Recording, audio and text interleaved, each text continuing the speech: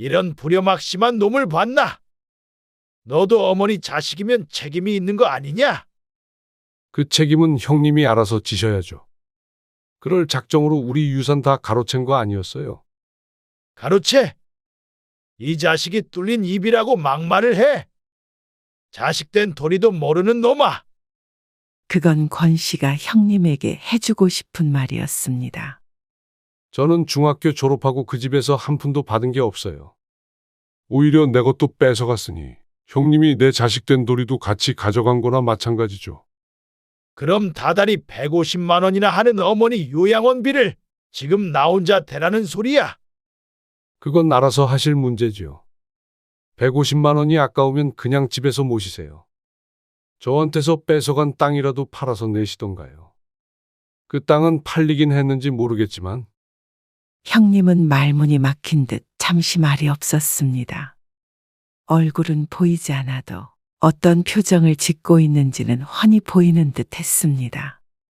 학교도 안 보내주고 소처럼 부려먹으려던 거 겨우 탈출해서 내 힘으로 여기까지 왔어요. 못 살 때는 거들떠도 안 보다가 제가 돈 좀 생기니까 이제야 사람으로 보이세요? 참 간사하네요. 너 말 다 했어. 어머니 지금 95세야. 지금까지 평생을 고생해가면서 어머니 내가 모셨어. 이젠 나는 모르겠다. 니들이 알아서 해. 데리고 가든 병원에 입원시키든. 지금 하도 헛소리를 해서 내가 묶어놨다. 그런 줄이나 알아라. 큰형님인 75세 권명연과 전화로 다투고 있는 사람은 이야기의 주인공, 올해 65세가 된 권희로 씨입니다. 전화를 끊고도 답답한 마음에 가슴을 쳤습니다. 욕을 한 바가지 해주고 다시는 신경 끄고 살아가고 싶었지만 그럴 수 없는 자신도 잘 알고 있었습니다. 괴로워하는 권 씨에게 옆에 있던 아내가 말했습니다. 정말 너무들 한다. 인간이라면 당신한테 이런 전화 절대 못하지. 내가 다 억울해서 눈물이 나. 눈물 짓는 아내를 보며 권 씨도 착잡한 마음에 하늘만 쳐다봅니다. 절대 안 되는 거 알지? 추호도 그럴 생각하지 마. 그런다고 해도 아무도 당신한테 뭐라고 못해. 아내는 어머니의 요양원비를 주는 것에 결사반대를 했습니다. 남들이 들으면 불효자라고 하겠지만 아내가 이렇게 반대를 하는 데에는 다 이유가 있었고 그래서 권 씨도 아내를 이해합니다. 하지만 언제 돌아가실지 모르는 어머니를 마냥 나 몰라라 할 수는 없는 이중적인 마음에 스스로도 괴로울 따름이었습니다.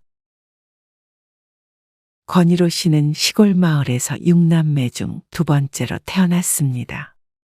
위로는 큰형님과 누나가 하나 있었고 밑으로는 여동생이 셋이 있었죠. 아버지는 권 씨가 국민학교에 다니던 시절 젊은 나이에 별세하셨고 그 후로는 나이 차이가 많이 나는 큰형님이 가장이 되었습니다. 큰형 말 잘 들어라. 아버지라고 생각하고. 어머니는 전형적인 옛날분으로 아주 순종적인 사람이었습니다. 아버지가 살아계셨을 땐 아버지가 하는 말이면 무조건 옳은 줄 알았고 아버지가 돌아가시고 나서는 형님이 하는 말이 어머니에겐 법이었습니다. 권 씨를 비롯한 모든 가족들에게도 형님은 법이었는데 악법이었죠. 큰형님은 동생들을 종처럼 부리는 독불 장군이었고 기분이 틀어지는 날에는 발길질도 서슴지 않았습니다. 그런 큰형님의 심기를 거스르지 않으려 가족들은 숨을 죽이고 살았습니다. 너도 내년부터 날 도와서 농사 지어야지. 큰형님의 말에 어린 권 씨가 눈을 크게 떴습니다. 그때가 막 고등학교 진학을 앞두고 있던 나이였습니다. 형님, 저는 공부하고 싶어요. 그만하면 됐어. 중학교까지 나왔으면 됐지. 농사 짓는데 더 공부할 것 뭐 있냐? 저는 서울에서 일하고 싶어요. 그래서 고등학교까지는 갔으면 좋겠어요. 그러자 형님이 인상을 찌푸리며 말했습니다. 뭐? 네 누나는 초등학교밖에 안 나왔다. 그리고 나도 네 누나도 다 일하고 있는데 뭐? 고등학교? 이 정도 공부시켜줬으면 됐지. 머리에 똥만 차서는 가서 잠이나 쳐자라. 권 씨는 옆에 있던 어머니를 쳐다보았지만 어머니는 고개를 돌려 권 씨를 외면했습니다. 공부를 곧잘 했던 권 씨는 대학까지는 몰라도 고등학교만은 꼭 졸업하고 싶었습니다. 그래서 서울에서도 사람구실을 하며 살고 싶었습니다. 하지만 권 씨의 말에 누구도 진지하게 귀를 기울여 주지 않았습니다. 어머니도 말이죠. 명연이 말 들어. 그래도 명연이가 너는 남자애라고 공부 더 시켜준 거잖냐. 얼른 형 도와서 일해야지. 네 형이 고생이 많다. 어머니의 말에 권 씨는 고개를 떨구었습니다. 어머니는 큰형님밖에 몰랐습니다. 그래서 모두들 권 씨가 진학을 포기했다고 생각했을 때 권 씨는 중학교를 졸업하자마자 집을 나와 상경했습니다. 그리고 친척 집을 전전하다 고등학교 졸업장을 손에 쥐었습니다. 그동안 집에 한 번도 손 벌린 적 없었고 연락도 하지 않고 살았습니다. 그리고 취직에 성공한 뒤에 처음으로 집에 돌아갔습니다. 가족들이 보고 싶은 마음도 물론 있었지만 다른 이유도 있었죠. 아버지가 저주라고 하셨던 밭, 이제 저 주세요.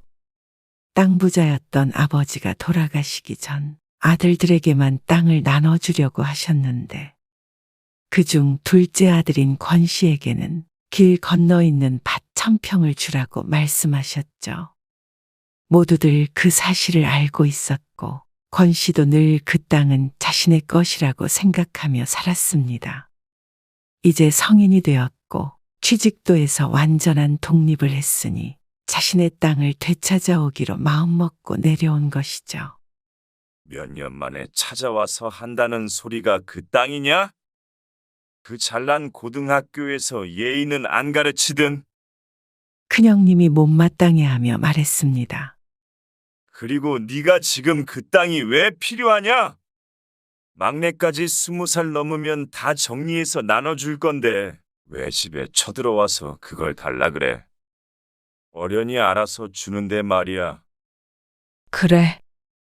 네 형이 다 챙겨서 줄 거야. 오랜만에 왔는데 같이 밥이나 먹지. 왜 큰 소리를 내? 어서 앉아. 어머니는 권 씨의 팔을 잡아 끌었습니다. 권 씨가 마지못해 밥상 앞에 앉자 큰형님이 또다시 한마디 했습니다. 넌 어차피 그 땅에다 농사도 안 지을 거잖냐. 그러면 그거 가져가서 뭐하게? 내가 팔아서 줘야지. 결혼할 때쯤 되면 다 정리가 되겠지. 그래서 권 씨는 그 말만 믿고 기다렸습니다. 그리고 몇 년 뒤에 정말 권 씨가 결혼할 때가 되어 다시 큰형님을 찾아갔죠. 이제는 진짜 주세요. 형님! 결혼할 때 주신다고 하셨잖아요. 그러자 큰형님은 적반하장으로 화를 내며 말했습니다. 이런 시골 땅이 네 생각대로 그렇게 금방금방 돈으로 바꿀 수 있는 줄 아냐? 수포에서 엿바꿔 먹는 줄 아냐? 금방이라뇨. 아버지 돌아가신 지가 도대체 몇 년인데요. 나도 골치가 아프다. 내가 얼마나 백방으로 알아보고 있는 줄도 모르고. 그리고 애초에 네가 그 땅 다 갖는 건 아니지. 큰아들인 내가 있는데 그 땅은 일부일 뿐이었고 큰아들인 형님의 몫은 넘쳐났습니다. 살고 있는 집만 해도 큰형님 앞으로 되어 있었죠. 자꾸 찾아오다뇨. 안 주시니까 그렇죠. 어머니가 좀 말씀해 보세요. 아버지가 그 땅 저 주라고 하셨잖아요. 그렇긴 했지만 그동안 네 형이 고생이 많았잖냐. 그리고 안 주겠다는 게 아니라 팔아서 나눠주겠다는 거지. 어머니의 말에 권 씨는 기가 막혔습니다. 팔아서 주겠다고 한 지가 벌써 10년이 넘었습니다. 그런데 이제 와서 다 주진 못하겠다는 큰형님. 어쨌든 결혼한다니까 나도 빨리 알아보마. 그러니까 이 일 가지고는 더 이상 찾아오지 말아라.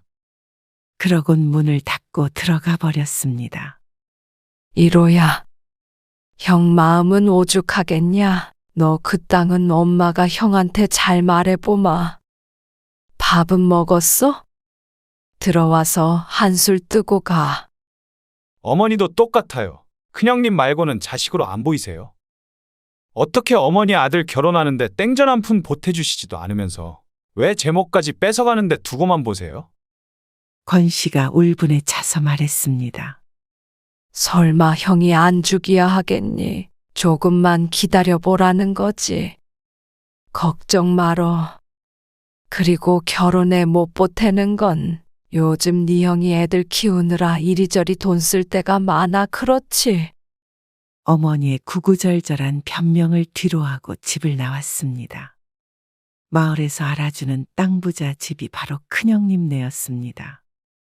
그 땅을 가지고 농사 짓고 빌려주고 한 것만으로도 수입이 차고 넘칠 텐데 뭐가 그렇게 돈이 부족하다는 건지. 결국 권 씨는 돈 한 푼 받지 못하고 자신이 일하며 모아둔 돈으로 월세집부터 결혼 생활을 시작했습니다. 마음속엔 큰형님과 어머니에 대한 원망이 있을 수밖에 없었죠. 그렇게 시간이 흐른 어느 날, 서울로 권 씨의 어머니가 찾아왔습니다. 여기까지 혼자 어떻게 오셨어요? 권 씨와 아내가 놀라서 어머니를 맞았습니다. 명연이가 데려다 줬지. 오랜만에 우리 작은 아들 보고 싶어서 왔다. 권 씨는 의아해하면서도 내심 반가웠습니다. 워낙 거리가 멀기도 하고 큰형님네 보기 싫어 자주 내려가지 않았더니 어머니를 뵌 것은 손에 꼽았으니 말이죠. 작은 아들이 사는 집을 처음 보는지 이리저리 두리번거리는 어머니. 사는 게 좀 그렇죠? 아늑하고 좋은데 뭘. 직장을 그만두고 사업을 시작했는데 다행히도 수입이 나쁘지 않아 알뜰하게 모아 작은 전세집으로 이사한 권 씨. 그나저나 여기까지 어쩐 일이세요? 겸사겸사 왔지. 이것도 네 도장도 필요하고 말이야. 그러면서 종이를 꺼내는 어머니. 그게 뭐예요? 다른 게 아니라 큰 집 있잖냐? 예전에 네 아버지가 큰 집에 돈을 좀 꿨어. 근데 이번에 그걸 갚으라잖냐? 그래서 아버지가 물려준 재산을 좀 정리해서 그걸 갚으려고 한다. 얼마나 빌리셨다는데요? 큰 건 아닌데 그래도 갑자기 그 돈을 갚으려니까. 그리고 아버지가 빌리신 돈이니까 다 같이 갚는 게 맞지. 어머니의 말에 권 씨는 대수롭지 않게 생각했습니다. 그래서 내밀어진 종이 위에 도장을 찍었죠. 그날 밤 오랜만에 어머니와 함께 저녁 식사를 했습니다. 차린 건 많이 없어요. 오실 줄 모르고 저희 먹던 대로 차렸어요. 어머니. 권 씨의 아내가 그렇게 말했지만 평소보다 신경 쓴 티가 나는 밥상이었습니다. 우리 며느리가 요리를 잘하네. 맛있게 먹으마. 어머니와 권 씨 부부는 즐겁게 식사를 했습니다. 그리고 하룻밤 묵고 가겠다는 어머니의 말에 며느리가 오랜만에 어머니랑 자라며 작은 방으로 갔습니다. 도대체 몇 년 만에 어머니와 나란히 누워보는지. 큰형님만 아니었다면 어머니 손길이 필요한 어린 나이에 집을 뛰쳐나올 필요도 없었던 권 씨이기에 괜스레 속이 쓰린 기분이었습니다. 어머니가 늘 큰형님 편이긴 하지만 그래도 권 씨에겐 하나뿐인 어머니였으니 말이죠. 잠들기 전까지 어머니와 두런두런 이야기를 나누다 새벽에 잠에서 깼습니다. 벽에 걸린 시계를 보니 새벽 4시 반이었습니다. 다시 눈을 감으려는데 머리맡에서 어머니의 목소리가 들렸습니다. 고개를 돌려보니 벽을 보고 앉아 두 손을 모으고 기도를 하고 있는 어머니가 보였습니다. 우리 큰아들 명연이 하는 일 잘 되게 해주시고 명현이 자식들도 모두 공부 잘하고 아프지 않고 복 받게 해주시고 그리고 우리 둘째 아들 이로도 일이 잘 풀려서 부자 되게 해주시고 늘 건강하고 별 탈 없이 평온하게 해주시고 교회도 다니지 않는 어머니가 새벽만 되면 중얼중얼 기도를 해온 사실을 알고 있었지만 무슨 말을 하는지 들은 건 처음이었습니다. 어머니의 목소리를 듣고 권 씨는 씁쓸하게 웃었습니다. 역시 어머니가 옛날 사람은 옛날 사람이었습니다. 아들밖에 몰랐죠. 기도에도 등장하지 않는 여동생들이 짠하다고 해야 할지 아니면 자신의 이름은 있어서 다행이라고 해야 할지. 그러고는 권 씨는 다시 잠에 빠져들었습니다. 사실 그 이후로도 권 씨는 시골에 자주 가지 않았습니다. 어머니 생신이나 돼야 한 번씩 내려가 봤죠. 그러다가 하던 사업이 휘청거렸습니다. 태어난 아이들은 커가고 사업이 어려워 하루 밥 세 끼 먹는 것이 힘들어질 지경이 되자 지푸라기라도 잡는 심정으로 다시 한 번 시골에 연락하게 됐습니다. 형님, 제 땅 도대체 어떻게 된 거예요? 성인이 되면 받았어야 했던 건데 제 나이가 벌써 35이에요. 애들도 있고 힘들어 죽겠습니다. 너만 힘드냐? 요즘 다들 힘든 것 뻔히 알잖냐? 이런 때 땅이 무슨 수로 팔리냐? 그 땅 팔 생각은 있으신 거예요? 헐값에라도 팔아버리면 되잖아요. 도대체 무슨 땅이 20년이 넘게 안 팔리냐고요. 뻘밭도 이 세월이면 10번도 넘게 팔렸을 거예요. 나도 힘들어서 그 땅도 그냥 팔아버리고 싶다. 내가 돈 나갈 데가 한두 군데냐? 형님 큰아들 성철이는 의대도 보내셨잖아요. 의대 학비가 얼만데 자식 가르칠 돈은 있으면서 왜 동생 돈을 떼먹으려고 하세요? 너는 아무튼 나를 나쁜 놈 만드는데 재주가 많은 놈이야. 내가 너 키워준 부모 같은 형이다. 그리고 어머니도 평생 내가 모셨고 네 밑으로 동생들 줄줄줄 다 내가 키워서 시집 보내고 했어. 그런데 그 땅 조금 안 줬다고 네가 지금 나한테 그런 말을 해? 그리고 말이야, 너 그 땅 포기한다고 도장도 찍었잖냐? 그래도 동생이라고 조금 챙겨주려고 했더니 이런 배은망덕한 놈이 다 있나? 됐다. 너한테 한 푼도 못 줘. 그렇게 끊겨버린 전화. 권 씨가 그 땅을 포기한다고 도장을 찍었다는 형님의 말. 처음엔 황당했지만 불현듯 머릿속을 스쳐가는 장면이 있었습니다. 몇 년 전 갑자기 저를 찾아왔던 어머니. 그리고 도장.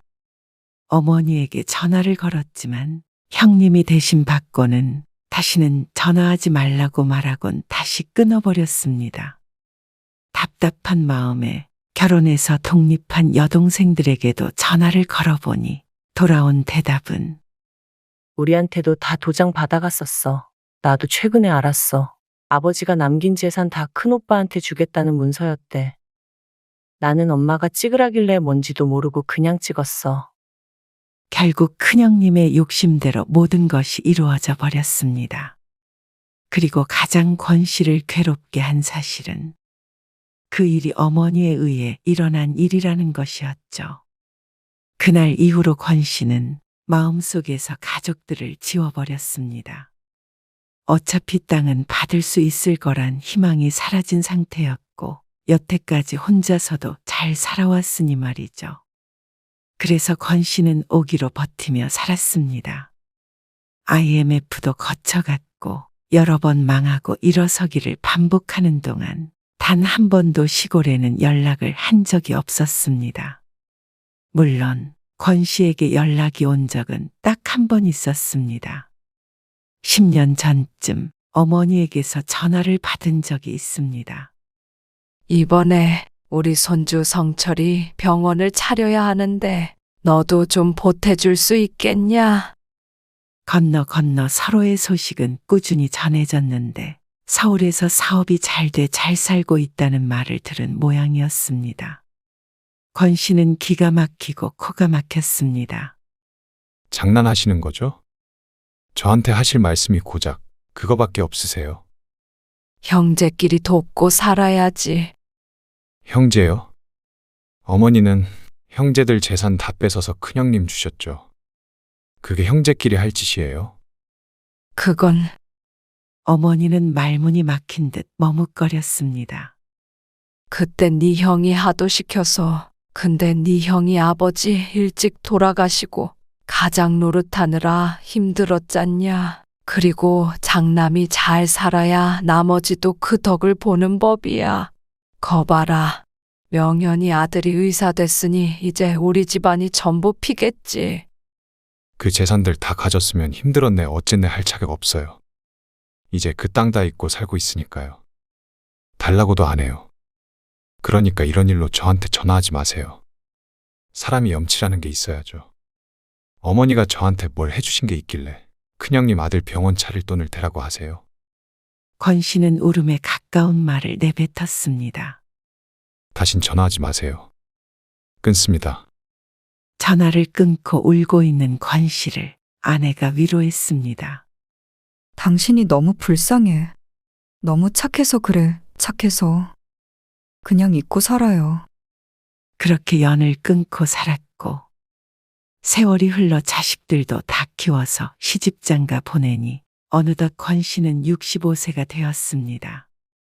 그 말은 어머니는 95세가 되었다는 말이었죠. 여동생들의 말에 의하면 치매 증상은 보이시지만 아직까진 건강하시다는 어머니. 권 씨는 언제나 마음의 준비를 하고 있었습니다. 대단히 장수하신 편이라 매년 올해 돌아가시면 어쩌지, 내년에 돌아가시면 어쩌지. 연은 끊고 살았지만 마음 한구석엔 돌아가시기 전엔 배워야 한다는 생각은 늘 하고 있었죠. 그러던 어느 날 어머니가 건강이 안 좋으시다는 연락을 받았습니다. 마지막이라고 생각하고 다녀올게. 아내에게 그렇게 말하고 권 씨는 다시 시골을 찾았습니다. 마지막에 배웠던 모습과는 확연히 다른 모습의 어머니. 정정하던 어머니는 이불 위에 누운 채 권 씨를 맞았습니다. 이로야, 내 아들 이로야, 왔니? 권 씨를 보더니 어머니가 이불 속에서 손을 꺼내 권 씨에게 내밀었습니다. 저도 가끔 못 알아보시는데 도련님은 알아보시네요. 형수의 말에 권 씨의 마음이 복잡해졌습니다. 차마 내민 손을 모른 척 할 수 없어 권 씨는 그 손을 맞잡았습니다. 입술은 다 부르텄고 제대로 앉아있지도 못하는 어머니. 왜 이제야 왔어? 어머니의 말에 권 씨 눈에 눈물이 핑 돌았습니다. 권 씨라고 어머니를 안 보고 살고 싶었던 것은 아니었습니다. 사실은 평생 원망하며 그리워하며 살았죠. 어디가 편찮으시길래 누워만 계세요. 권 씨가 묻자 형수가 대답했습니다. 어디가 안 편찮으신지 물어보는 게 더 빠르겠네요. 나이가 있으시니까 나도 요즘 허리가 너무 아파서 병원에 다녀요. 어머니 저렇게 일어나지도 못하시니까 혼자 내가 어떻게 하지를 못해요. 집신도 짝이 있다고 큰형님과 형수는 똑같은 인간이었기에 증오했지만 그간 어머니 때문에 고생이 많았는지 형수의 얼굴이 많이 상해 있었습니다. 하지만 세상에 공짜란 없는 법이었습니다. 그동안 떵떵거리며 잘 살았으니 어머니는 알아서 성심성의껏 잘 챙겨야겠죠. 이로야, 보고 싶었다. 어머니는 권 씨의 손을 놓지 않았습니다. 멀리서 오셨는데 하룻밤 자고 가세요. 형수가 어머니 옆에 이불을 깔며 말했습니다. 형님은요? 오늘 안 들어온대요. 큰형님도 사람이라고 권 씨의 얼굴을 보기 껄끄러웠는지 권 씨가 도착해 있을 때부터 보이지 않았습니다. 권 씨는 그날 저녁 어머니의 곁에 누웠습니다. 조용히 누워있자니 별의별 생각이 다 들었습니다. 지나간 세월들이 떠오르는 건 당연했습니다. 하지만 그래도 어머니인지라 가슴이 뜨거워졌습니다. 이대로 돌아가시면 이제 다시는 볼 수 없는 어머니. 못 보고 돌아가신다면 두고두고 후회할 것 같아서 오긴 했지만 이런 이상한 마음이 들 줄은 몰랐습니다. 원망만 남은 줄 알았는데 막상 마지막을 앞둔 듯한 어머니를 보니 떠오른 감정은 슬픔이었죠. 어머니는 권 씨의 손을 잡고 잠이 들었습니다. 권 씨도 설핏 잠이 들었는데 눈을 떴을 땐 사위가 어둡고 고요했습니다. 그 가운데 어머니의 목소리만이 희미하게 들려오고 있었습니다. 권 씨가 어머니의 말소리에 잠에서 깬 듯했습니다. 우리 명연이 하는 일 모두 잘 되고, 우리 손주들도 일 잘하게 해주시고, 우리로 아픈 데 없이 건강하게 해주시고, 힘들지 않게 굽어 살펴주시고. 누구에게 빌고 있는지도 불분명한 기도. 아픈 몸을 일으켜 또다시 벽을 보며 새벽 기도를 하는 어머니. 분명 권 씨 인생을 더 힘들게 했던 어머니이지만, 증오했던 어머니이지만, 그날 밤에 그 기도를 들은 권 씨의 감정은 평생 말로는 표현할 수 없었습니다. 다음 날 아침 일찍 권 씨는 집을 나서면서 어머니의 모습을 마지막으로 눈에 담았습니다. 그러나 며칠 뒤 여동생에게서 전화를 받았습니다. 오빠, 그 얘기 들었어? 무슨 얘기?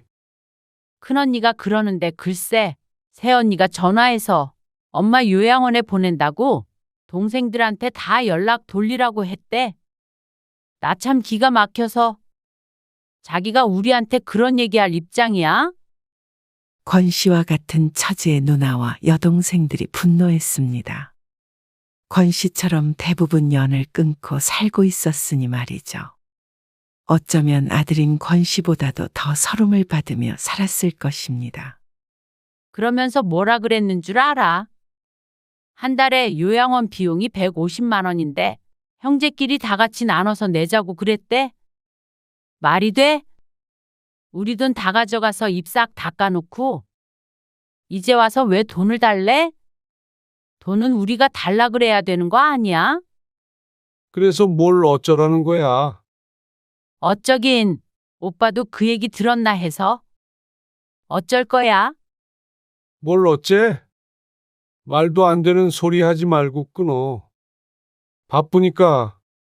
그렇게 전화를 끊고 심란한 마음을 감추고 있었는데 그날 저녁 형님에게서 전화가 왔습니다. 너 연락은 받은 거냐? 무슨 연락이요? 네 누나한테 연락 넣으라고 했는데 안 했어? 요양원 말씀하시는 거예요. 그래? 들었구만. 아무튼 그런 줄 알아라. 다음 주 내로 어머니 요양원에 들어갈 거니까. 아주 당당한 말투였습니다. 요양원엔 왜 모셔요? 형님이 어머니 돌아가실 때까지 돌봐드려야지. 뭐? 움직이지도 못하고 누워있는 양반을 어떻게 똥오줌 받아가며 돌봐? 그건 형님이 하든 형수가 하든 해야죠. 왜 형제들한테 돈을 걷어요? 이런 부려막심한 놈을 봤나? 너도 어머니 자식이면 책임이 있는 거 아니냐? 그 책임은 형님이 알아서 지셔야죠. 그럴 작정으로 우리 유산 다 가로챈 거 아니었어요? 가로채? 이 자식이 뚫린 입이라고 막말을 해? 자식된 도리도 모르는 놈아! 그건 권 씨가 형님에게 해주고 싶은 말이었습니다. 저는 중학교 졸업하고 그 집에서 한 푼도 받은 게 없어요. 오히려 내 것도 뺏어갔으니 형님이 내 자식된 도리도 같이 가져간 거나 마찬가지죠. 그럼 다달이 150만 원이나 하는 병원비를 지금 나 혼자 대라는 소리야? 그건 알아서 하실 문제지요. 150만 원이 아까우면 그냥 집에서 모시세요. 땅이라도 팔아서 내시던가요. 그 땅은 팔리긴 했는지 모르겠지만 형님은 말문이 막힌 듯 잠시 말이 없었습니다. 얼굴은 보이지 않아도 어떤 표정을 짓고 있는지는 훤히 보이는 듯 했습니다. 학교도 안 보내주고 소처럼 부려먹으려던 거 겨우 탈출해서 내 힘으로 여기까지 왔어요. 못 살 때는 거들떠도 안 보다가 돈 생기니까 이제야 사람으로 보이세요. 참 간사하네요. 너 말 다 했어. 어머니 지금 95세야. 지금까지 평생을 고생해가면서 어머니 내가 모셨어. 이젠 나는 모르겠다. 니들이 알아서 해. 데리고 가든 병원에 입원시키든. 지금 하도 헛소리를 해서 내가 묶어놨다. 그런 줄이나 알아라. 그러고는 전화를 뚝 끊어버리는 큰형님의 권 씨는 너무 황당했습니다. 아니, 헛소리를 해서 입을 막았다면 이해하겠는데 움직이지도 못하는 어머니를 왜 묶어놨다는 거야? 그러자 옆에서 함께 듣고 있던 권 씨의 아내도 한마디 거들었습니다. 거짓말 하신 거겠지. 그냥 위협하신 거 아니겠어? 원래 그러셨잖아. 말이 되는 소리를 하셔야지. 그러고는 권 씨의 아내가 조심스럽게 말을 덧붙였습니다. 여보, 안 그럴 거지? 뭐가? 요양원 비용 나눠서 내자는 거 말이야. 안 줄 거지? 그러자 권 씨가 선뜻 대답하지 못했습니다. 권 씨랑 수십 년 살아온 아내가 권 씨를 모르지 않았습니다. 당신 그래도 이건 아닌 것 같아. 형님네가 돈이 없으면 모르겠는데 분명히 매달 150만 원이나 쓰려니까 아까워서 남의 돈 가지고 낼 생각인 거지. 진짜 어머니 생각하는 사람이었다면 그 집이랑 땅을 팔아서라도 그 병원비를 못 내겠어? 의사 손자도 있고. 권 씨라고 그걸 모르는 것은 아니었습니다. 하지만 머리로는 알고 있지만 모자르듯 끊어낼 수 없는 것이 천륜인 것도 알고 있었죠.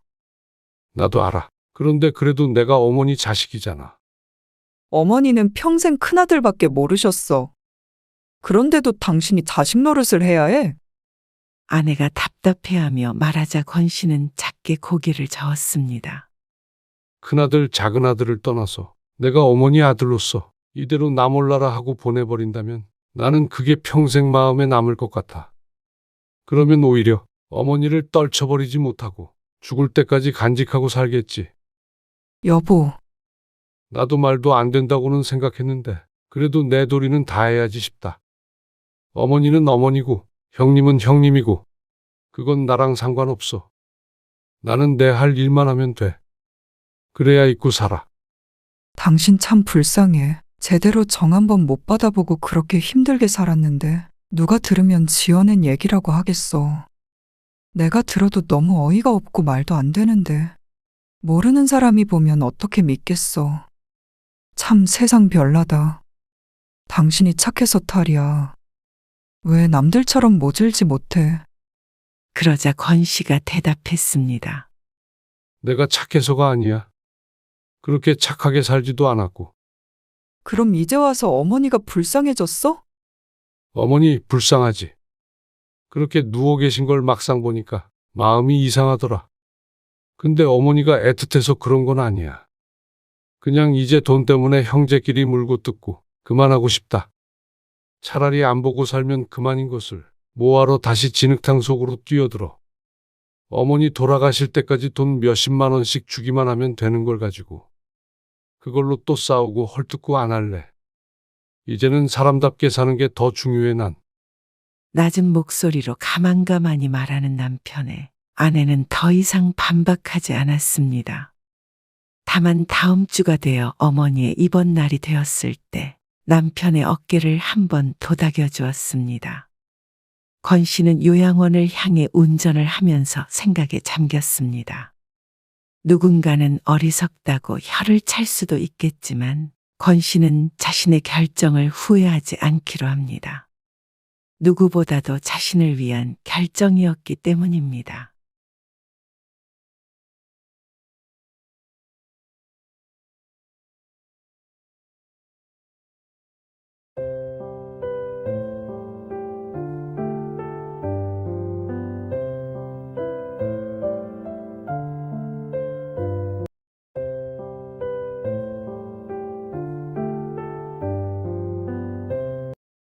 아니, 내가 엄마 모시겠다는데 당연히 그 돈은 내가 받아야 하는 거 아냐? 그리고 안 모셔도 내가 받아야지. 형은 그동안 아버지 공장으로 잘 먹고 잘 살았잖아. 또 그 얘기야? 언제까지 울고 먹을 거야? 나 아니었으면 그 공장은 지금 있지도 않았고, 너는 공무원은커녕 그 나이까지 공부하지도 못했어. 어찌됐든 아버지 거였던 공장을 형이 받았으니까 원칙대로 하자면 이 집은 내가 받는 게 맞잖아. 그리고 그 대신 엄마도 우리가 모신다는 거고. 멀쩡한 엄마를 갑자기 왜 모시겠다고 난리야? 그럴 거면 결혼할 때 이 집에서 그냥 살지 왜 굳이 나가 살았어? 멀쩡하긴. 이번에도 아파서 병원 갔다 오셨는데? 형이 늘 그렇게 무심하니까 엄마가 나랑 살겠다는 거 아냐? 그러면 엄마 재산도 같이 따라오는 게 당연한 거 아니야? 도련님, 그건 아니죠. 원래 상속 받을 땐 다 똑같이 나눠야 되는 거예요. 모르면 가만히 계세요. 우리 엄마 돌아가시기라도 했어요. 살아있는 엄마를 왜 형수가 죽여요? 상속은 무슨 상속이야? 무식하면 말을 아끼셔야지. 야 임마, 너 말 다 했어? 이 자식이 그동안 건방지게 굴어도 참아 넘겼더니 선을 모르네. 너는 그렇게 유식해서 그 꼴로 살고 있냐? 그리고 엄마도 그러는 거 아니에요. 늘 정석이 그렇게 품에 끼고 사시더니 이제는 돈까지 전부 정석이 주시게요? 도대체 왜 그렇게 저희를 차별하시는 거예요? 저희가 엄마한테 못해드린 게 뭐예요? 차별이라니 그런 거 절대 아니다. 나는 그냥 정석이가 기 죽을까봐. 형은 그렇게 평생 큰아들 대접받고 살았으면 됐지. 뭘 더 바라는 거야? 있는 것들이 더하다더니 진짜 욕심이 끝도 없구나. 서로 죽일 듯이 노려보는 형제들 가운데 주저앉아 울고 있는 할머니. 올해 80세가 된 양순희 씨입니다. 첫째 아들은 올해 52세 신용철, 둘째 아들은 44세 신정석입니다. 용철과 정석은 이제는 돌이킬 수 없는 사이가 되어버린 듯합니다. 하지만 돌이킬 수 없는 것은 형제 사이뿐만이 아니었습니다. 남편도 죽고 친정도 없는 양씨 할머니. 양씨는 이 세상에 오로지 아들 둘뿐이었습니다. 아들들과 등을 돌리고 산다면 양씨는 더 이상 살아가는 의미가 없었죠. 양씨는 눈물 흘리며 자신들의 사이가 왜 이렇게 되었는지 생각해 보았습니다. 양씨의 남편은 20년 전에 세상을 떠났습니다. 그때가 양씨의 큰아들이 32세, 둘째 아들이 24세였죠. 둘째 아들 신정석은 행정고시 공부를 하고 있었고, 첫째 아들 신용철은 아버지를 도와 작은 공장을 운영하고 있었습니다. 그러다 아버지가 세상을 떠나자 모두들 생계를 걱정할 수밖에 없었습니다. 아버지가 돌아가셨다고 공장 문을 닫을 수는 없죠. 제가 어떻게든 해볼게요. 너무 걱정하지 마세요. 정석이도 공부를 계속해야 하는데 너 혼자 어떻게 이 집안을 건사하냐? 아버지 안 계시니까 제가 가장이잖아요. 네가 어깨에 짐이 무겁다. 그렇게 큰아들이 남편의 공장을 이어받아 운영했지만 아버지 도움 없이 모든 게 쉽지 않았습니다. 그래도 가장이 되었다는 책임감에 용철은 악착같이 노력했습니다.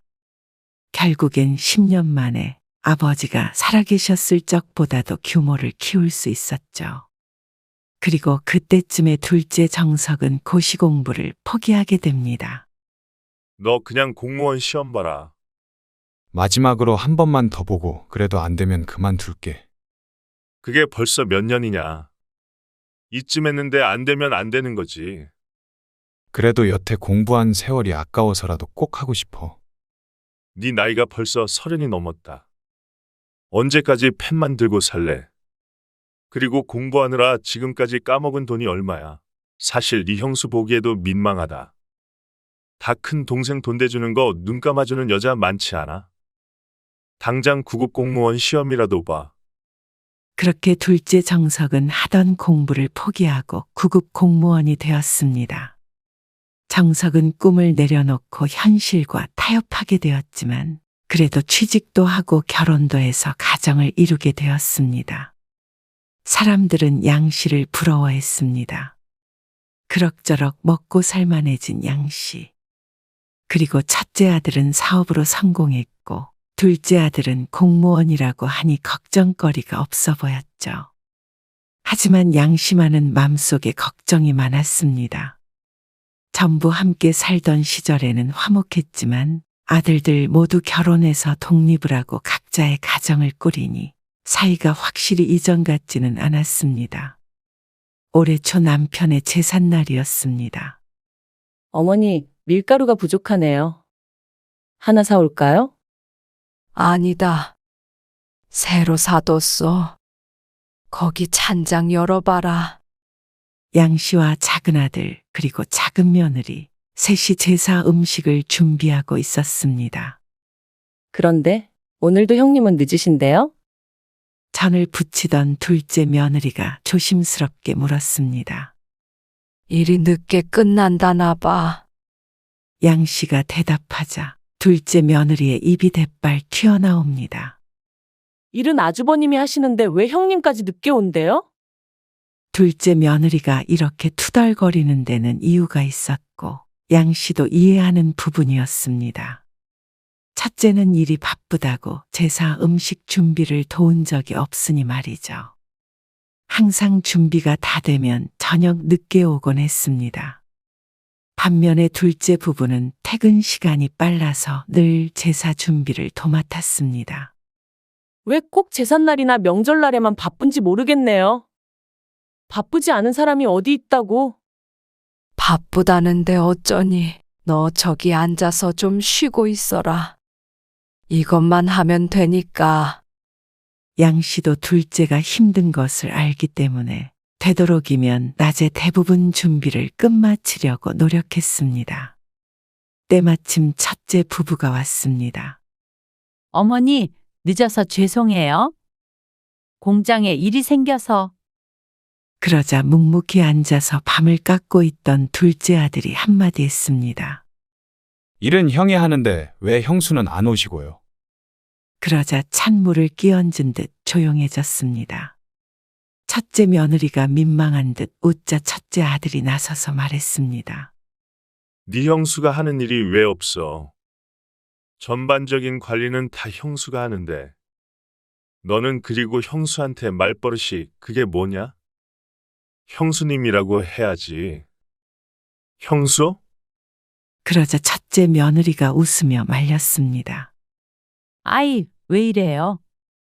오랜만에 만났는데, 어머니, 이거 받으세요. 음식 준비는 못 도와드려서 죄송해요. 다음엔 꼭 일찍 올게요. 이 말도 매년 듣는 말이지만 모르는 척 며느리가 건네는 봉투를 받았습니다. 이게 또 뭐야?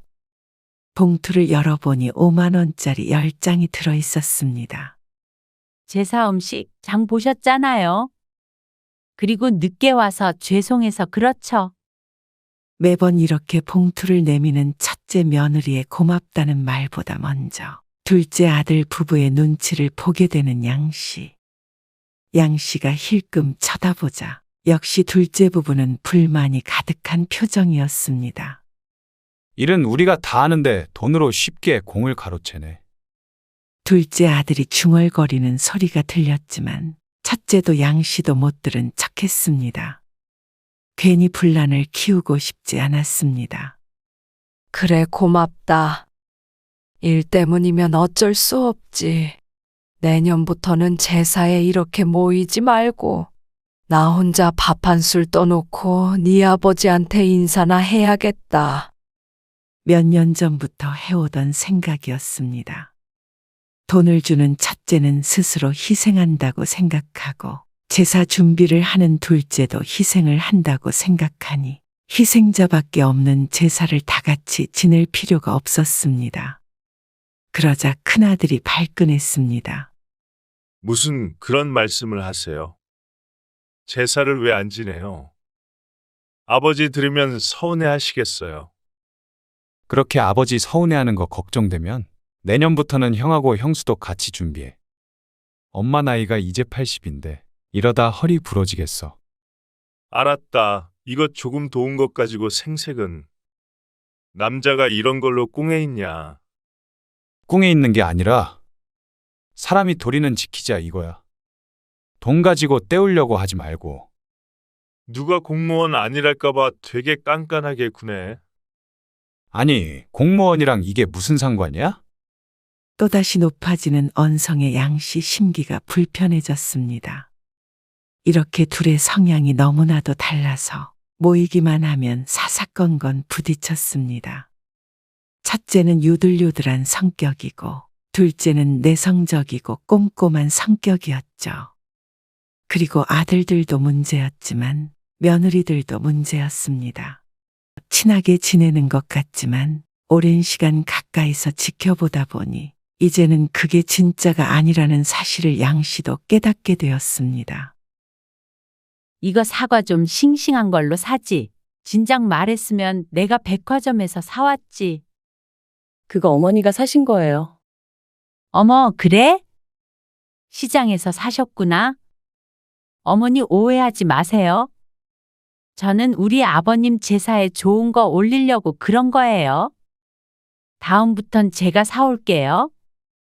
전부 치는 거나 좀 도와주셨으면 좋겠는데. 그리고 형님, 그건 거기다 놓는 거 아니에요. 여기다 놓는 거 맞아. 작년에도 여기다 놨잖아. 형님은 어떻게 10년 동안 해도 기억을 못 하시네요. 웃으며 말하는 둘째 며느리를 첫째 며느리가 노려보았습니다. 분하지만 뭐라고 반박은 하지 못했죠. 사실 첫째 며느리는 콤플렉스가 있었습니다. 둘째 아들과 며느리는 서울에 있는 4년제 대학을 졸업한 것과는 다르게 첫째 며느리는 고등학교밖에 졸업하지 못했습니다. 둘째 며느리가 첫째 며느리를 무시하는 듯한 발언을 하곤 했습니다. 서구는 요새 공부 잘해요? 내년에 수능 볼 텐데. 열심히 하고 있지? 요즘은 부모가 애들이 어떤 공부하는지도 다 알아야 된다고 하더라고요. 그래서 애들도 부모 대학 따라간다고. 아, 형님은? 둘째 며느리가 말끝을 흐리자 첫째 며느리가 기분 나쁜 표정을 짓다가 반박했습니다. 그래? 좋은 학원 보내고 과외시키니까 곧잘하던데. 서울에 있는 명문대 들어갈 수 있다고 선생님들이 그러시더라고. 역시 요즘엔 돈이면 안 되는 게 없지? 하고 호호 웃는 첫째 며느리를 둘째가 얄밉게 쳐다보았습니다. 그리고 말이야. 좋은 대학 가도 별거 없는 것 같아서 요즘 고민은 고민이야. 좋은 대학 나온다고 다 잘 되는 건 아닌 것 같더라고. 맞다. 해로 어린이집 알아보고 있어? 작은 며느리가 일하던 어린이집이 최근에 문을 닫게 되었는데 그것을 두고 큰 며느리가 한마디 하자 둘째 며느리의 얼굴이 울그락불그락해졌습니다. 작은 아들까지 한마디 하려는 찰나에 양씨가 얼른 끼어들어 말했습니다. 잡담 그만하고 이제 절하자. 시간이 너무 늦었다. 막말을 하려던 작은 아들이 다시 입을 다물었고 큰아들도 아내의 옆구리를 쿡 찌르며 눈치를 줬습니다.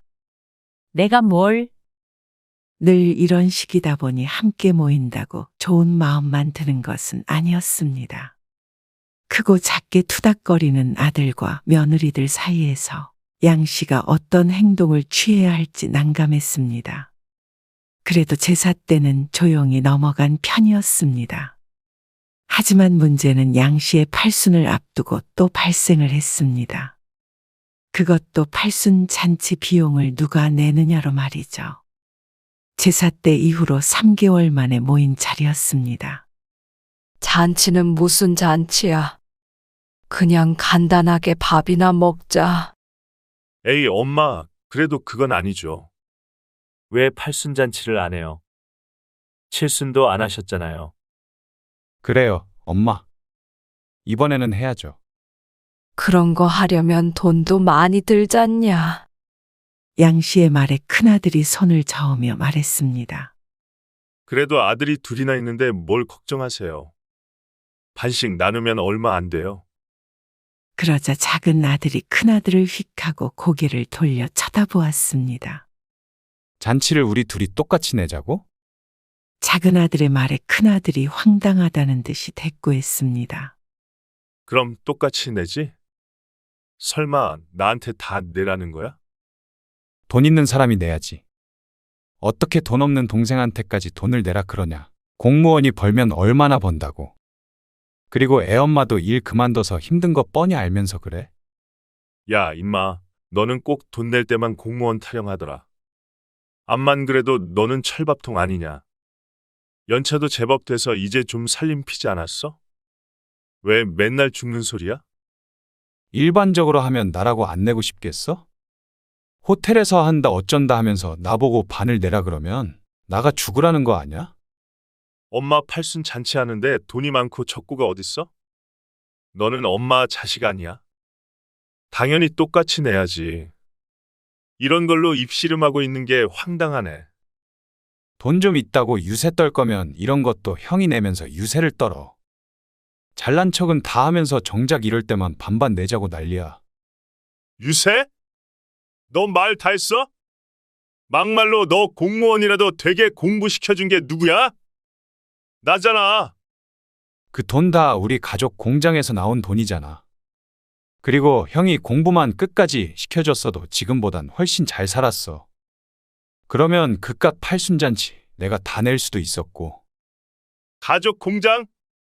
네가 공장일에 손이나 댄 적이 있냐? 도둑놈 신보네. 그리고 네가 1, 2년 공부 더 한다고 붙었겠냐?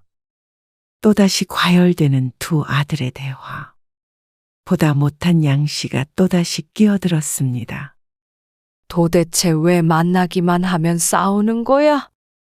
지겹다, 지겨워. 팔순 잔치가 뭐라고 싸워. 그냥 밥 한 끼 먹자니까. 아니에요, 엄마. 이 자식이 말도 안 되는 소리를 하니까 팔순 잔치 당연히 해야죠. 내가 무슨 말도 안 되는 소리를 했다는 거야. 반반씩 하려면 내가 하자는 곳에서 해. 그러면 되잖아. 또 허접한 곳 예약하려고 그러는 거 아냐? 됐다, 됐어. 내가 다 낼 테니까 가만히 있어. 그게 도와주는 거다. 뭐가 어째? 나도 낼 테니까 보통으로 평범하게 해.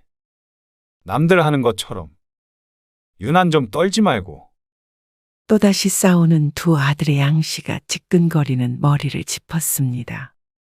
며느리들은 말릴 생각이 없는지 남편 뒤에 각자 서서 응원이라도 하는 듯 보였습니다. 결국은 결론이 나지 않고 이렇게 하자 저렇게 하자 말만 하다가 집으로 돌아가 버렸습니다. 나중에서도 둘의 의견이 좁혀지지 않자 여행으로 대체하자, 식사만 하자, 어쩌자 하다가 유야무야 얼렁뚱땅 팔순 잔치를 하지 않게 되었죠. 첫째는 둘째 때문에 못했다. 둘째는 첫째 때문에 못했다. 끝까지 싸우는 형제들에게 양 씨가 지쳐 말했습니다. 나는 처음부터 식사만 하자고 했잖냐. 왜 쓸데없는데 시간 낭비하고 싸우고 그래. 그렇게 해서 팔순 당일이 되었을 때 또다시 가족들이 모이게 됐습니다. 작아도 잔치는 잔치인데 서로 표정이 그리 좋지는 않았죠. 죄송해요. 칠순도 못했는데 팔순 잔치까지 못해드려서 마음이 안 좋아요. 그러게요. 어쩌다 보니까 그렇게 됐네요. 됐다. 신경 쓸 거 없어. 나는 이게 더 좋다. 한정식당에서 함께 식사를 하는데 그릇을 거의 비워가자 큰 며느리가 가방에서 봉투를 꺼내서 건넸습니다. 어머니, 너무 서운해하지 마시고요. 이걸로 맛있는 것도 사드시고 하세요. 아니면 친구분들이랑 놀러도 좀 가시고요. 마음을 담아서 넉넉히 넣었어요.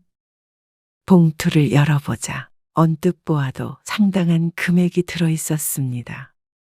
양 씨가 깜짝 놀라 물었습니다. 무슨 이렇게 큰 돈을 줘?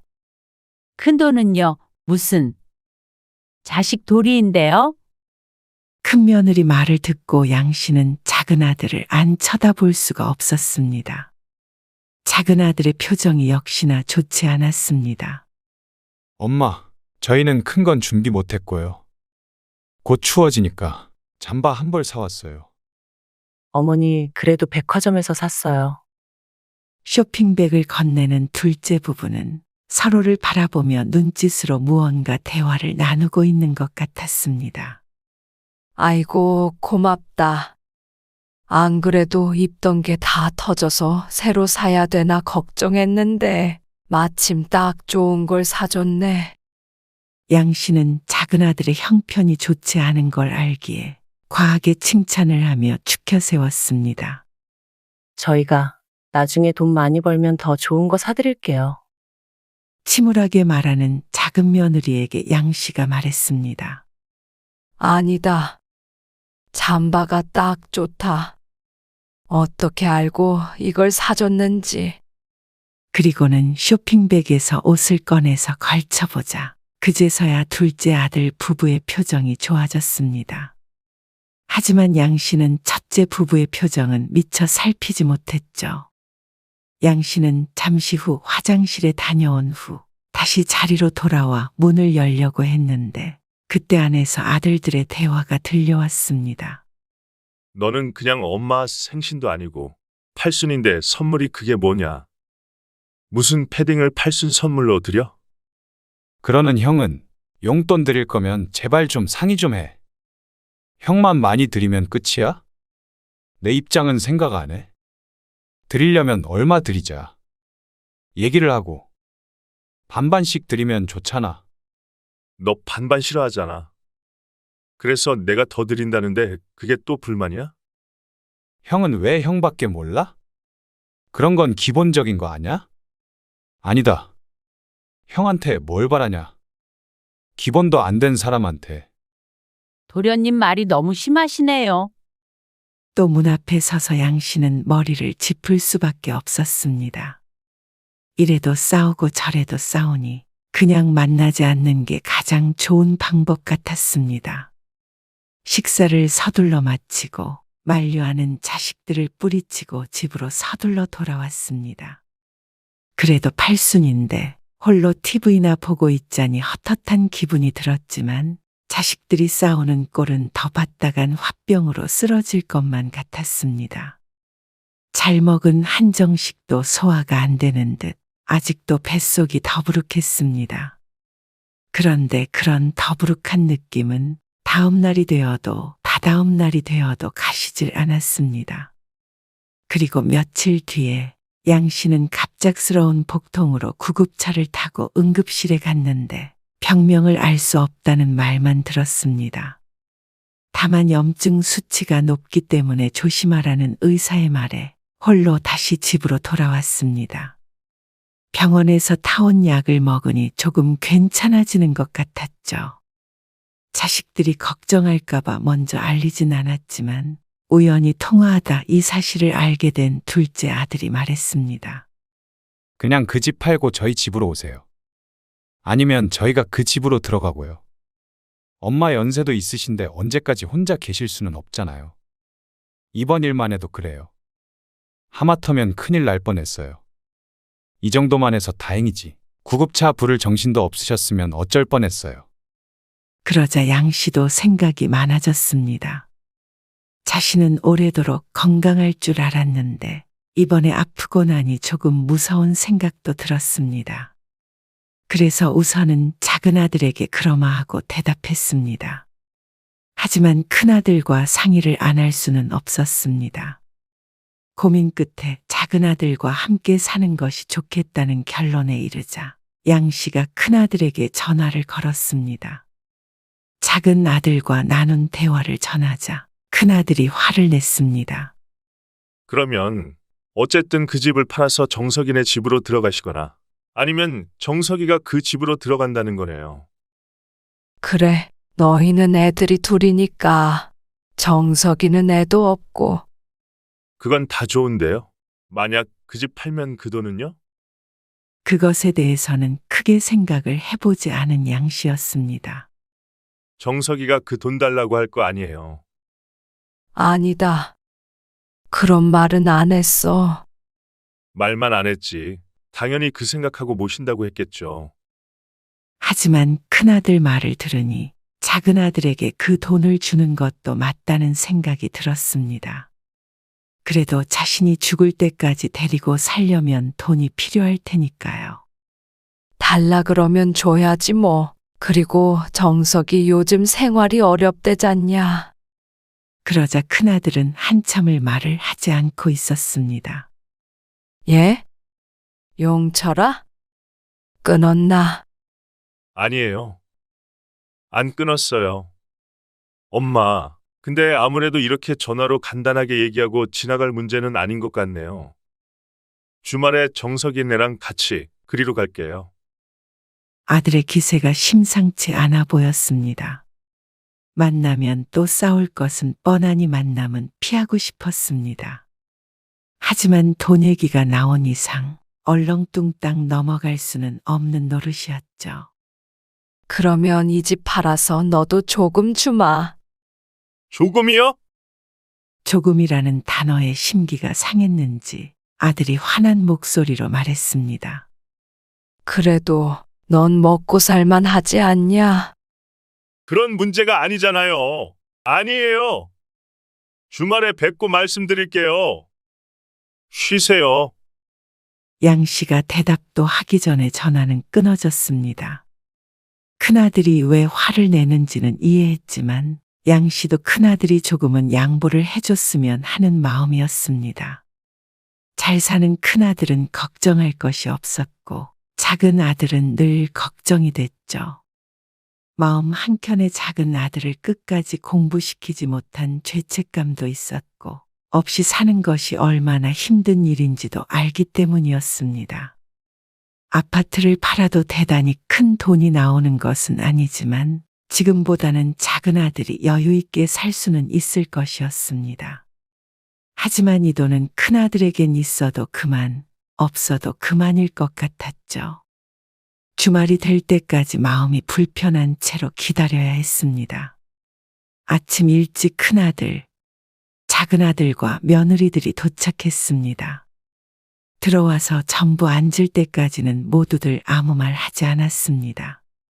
폭풍전야와도 같은 불길한 침묵이 계속되었죠. 그래, 그래서 어떻게 하면 좋겠냐? 양 씨의 말이 신호탄이 된 듯 큰아들이 따졌습니다. 왜 일을 그렇게 처리하시려고 하세요? 이건 너무 불공평하잖아요. 그러자 작은아들도 억울하다는 듯이 말했습니다. 아니, 내가 엄마 모시겠다는데 당연히 그 돈은 내가 받아야 하는 거 아냐? 그리고 안 모셔도 내가 받아야지. 형은 그동안 아버지 공장으로 잘 먹고 잘 살았잖아. 또 그 얘기야? 언제까지 울고 먹을 거야? 나 아니었으면 그 공장은 지금 있지도 않았고 너는 공무원은커녕 그 나이까지 공부하지도 못했어. 어찌됐든 아버지 거였던 공장을 형이 받았으니까 원칙대로 하자면 이 집은 내가 받는 게 맞잖아. 그리고 그 대신 엄마도 우리가 모신다는 거고. 멀쩡한 엄마를 갑자기 왜 모시겠다고 난리야? 그럴 거면 결혼할 때 이 집에서 그냥 살지 왜 굳이 나가 살았어? 멀쩡하긴 이번에도 아파서 병원 갔다 오셨는데 형이 늘 그렇게 무심하니까 엄마가 나랑 살겠다는 거 아냐? 그러면 엄마 재산도 같이 따라오는 게 당연한 거 아니야?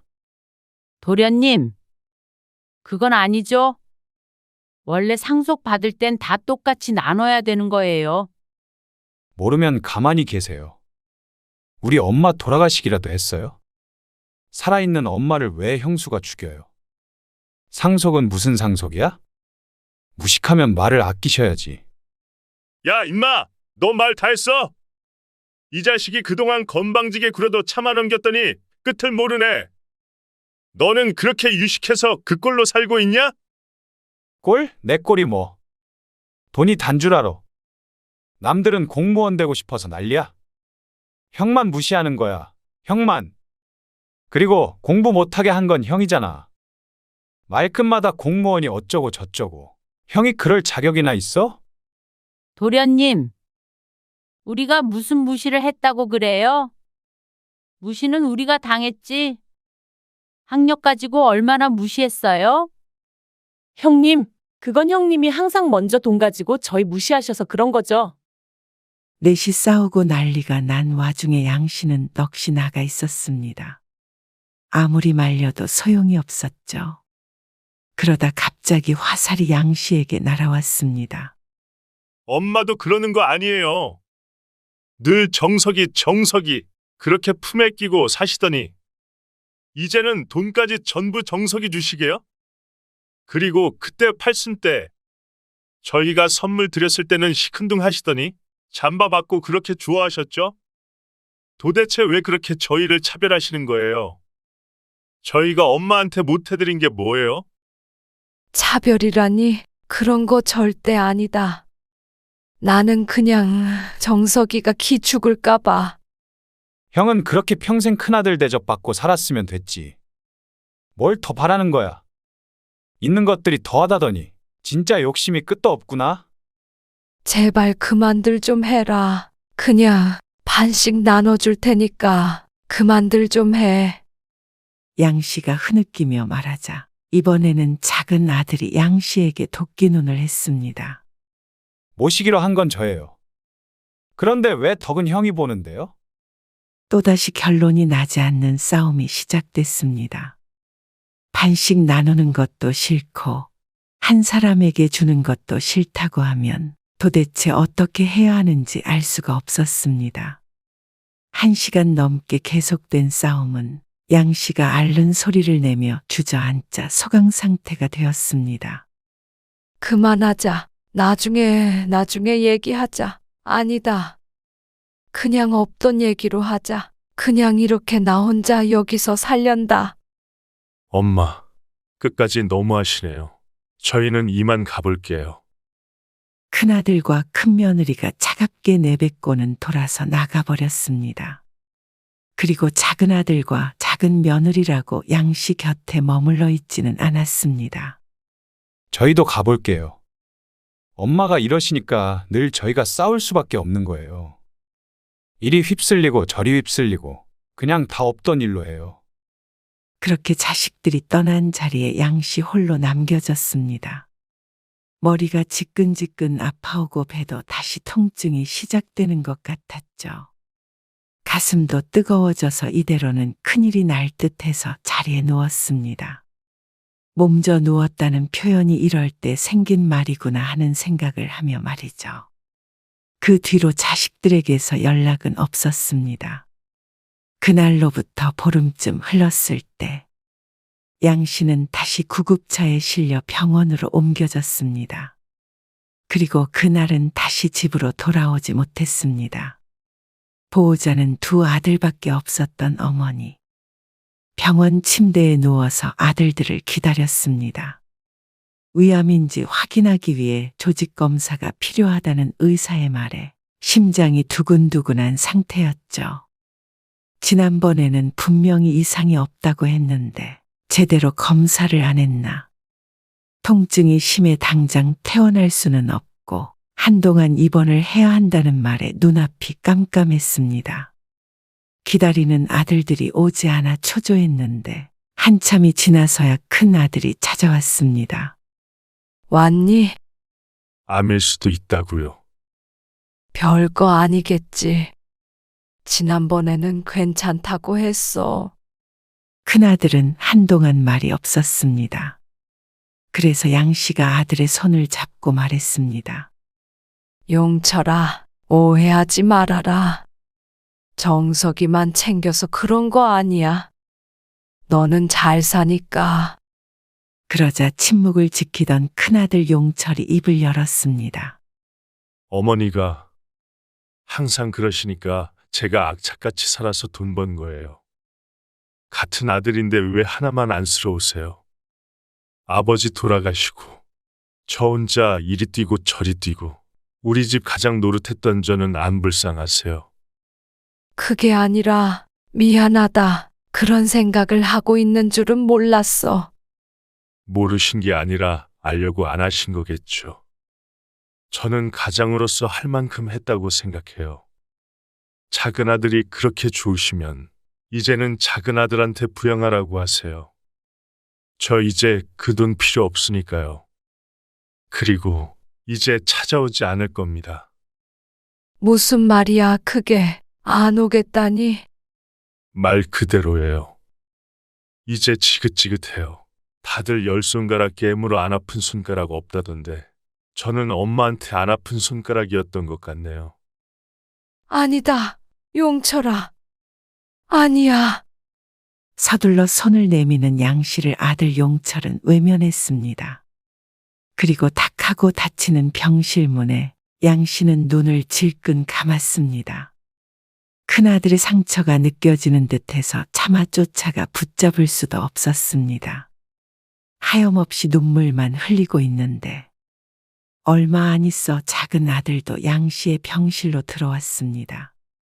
형 왔다 갔다면서요. 뭐라 그래요?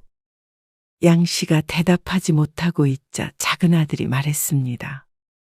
제가 생각을 곰곰이 좀 해봤는데요. 제가 이렇게 돈 없이 살고 하고 싶은 거 못하면서 산 게 너무 억울해요. 그 공장이 형 거는 아니잖아요. 그거 형한테 주고 엄마 저한텐 뭐라도 하나 챙겨준 게 있어요? 하다못해 결혼할 때 저는 집도 없이 결혼해서 전세 살았어요. 내가 집 한 칸 마련하려고 얼마나 발버둥을 쳤는데 그렇게 돈 자랑하던 형은 저 한 푼이라도 도와준 적이나 있냐고요. 근데 그 집까지 어떻게 나누라고 하세요? 저는 당연히 그건 제 몫인 줄 알았어요. 양 씨는 차마 대답하지 못하고 눈물만 흘렸습니다. 돈 많은 형은 그 돈까지 가져가겠다고 그러고 엄마는 또 그거에 동조하고 그러면 어머니 둘째 며느리는 굳이 시어머니 모시면서 살고 싶을까요? 나는 그러라고 말 못해요. 우리 집 가장 큰아들 용철이 형이 엄마 모시면 되겠네요. 엄마도 그게 더 좋으신 거죠? 늘 형을 더 사랑하셨잖아요. 그러고 나서 작은 아들도 병실을 떠나버렸습니다. 양 씨는 아니라는 그 한마디 말도 못하고 흐르는 눈물도 닦지 못하는 상태로 누워 있었습니다. 왜 이렇게 우리 가족이 깨져버린 것일까? 지금 흐르는 눈물이 너무 뜨거워 핏물이 아닐까 하는 생각이 들었습니다. 그러면 도대체 어떻게 행동해야 했을까? 양 씨는 가슴에 손을 얹고 아프지 않은 손가락이 없었고 용철도 정석도 모두 똑같이 너무나 사랑했습니다. 그런데 두 아들 모두 자신을 사랑하지 않는다고 말하니 속을 뒤집어 까서 보여주고 싶은 심정이었습니다. 하지만 둘 다 그렇게 느꼈다면 분명히 잘못한 사람은 자신이었을 것이라고 생각했습니다. 나중에 병실로 들어온 간호사가 놀라서 양 씨의 어깨를 흔들 때까지 양 씨는 이 상황을 어떻게 되돌려야 할지 고민했지만 결국 해답을 찾을 순 없었죠.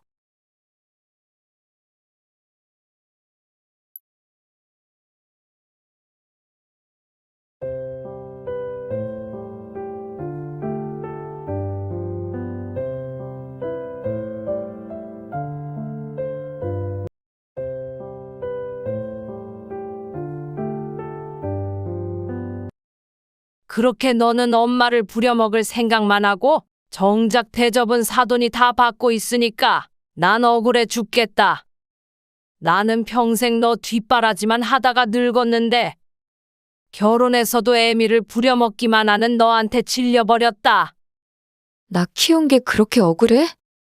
내 배 아파 낳은 내 새끼 키우는 게 왜 억울하겠어? 나는 그냥 엄마니까. 그래서 의지한 거야. 그런데 말이야. 네가 나를 사랑해서 의지했다면 나도 억울하지는 않다.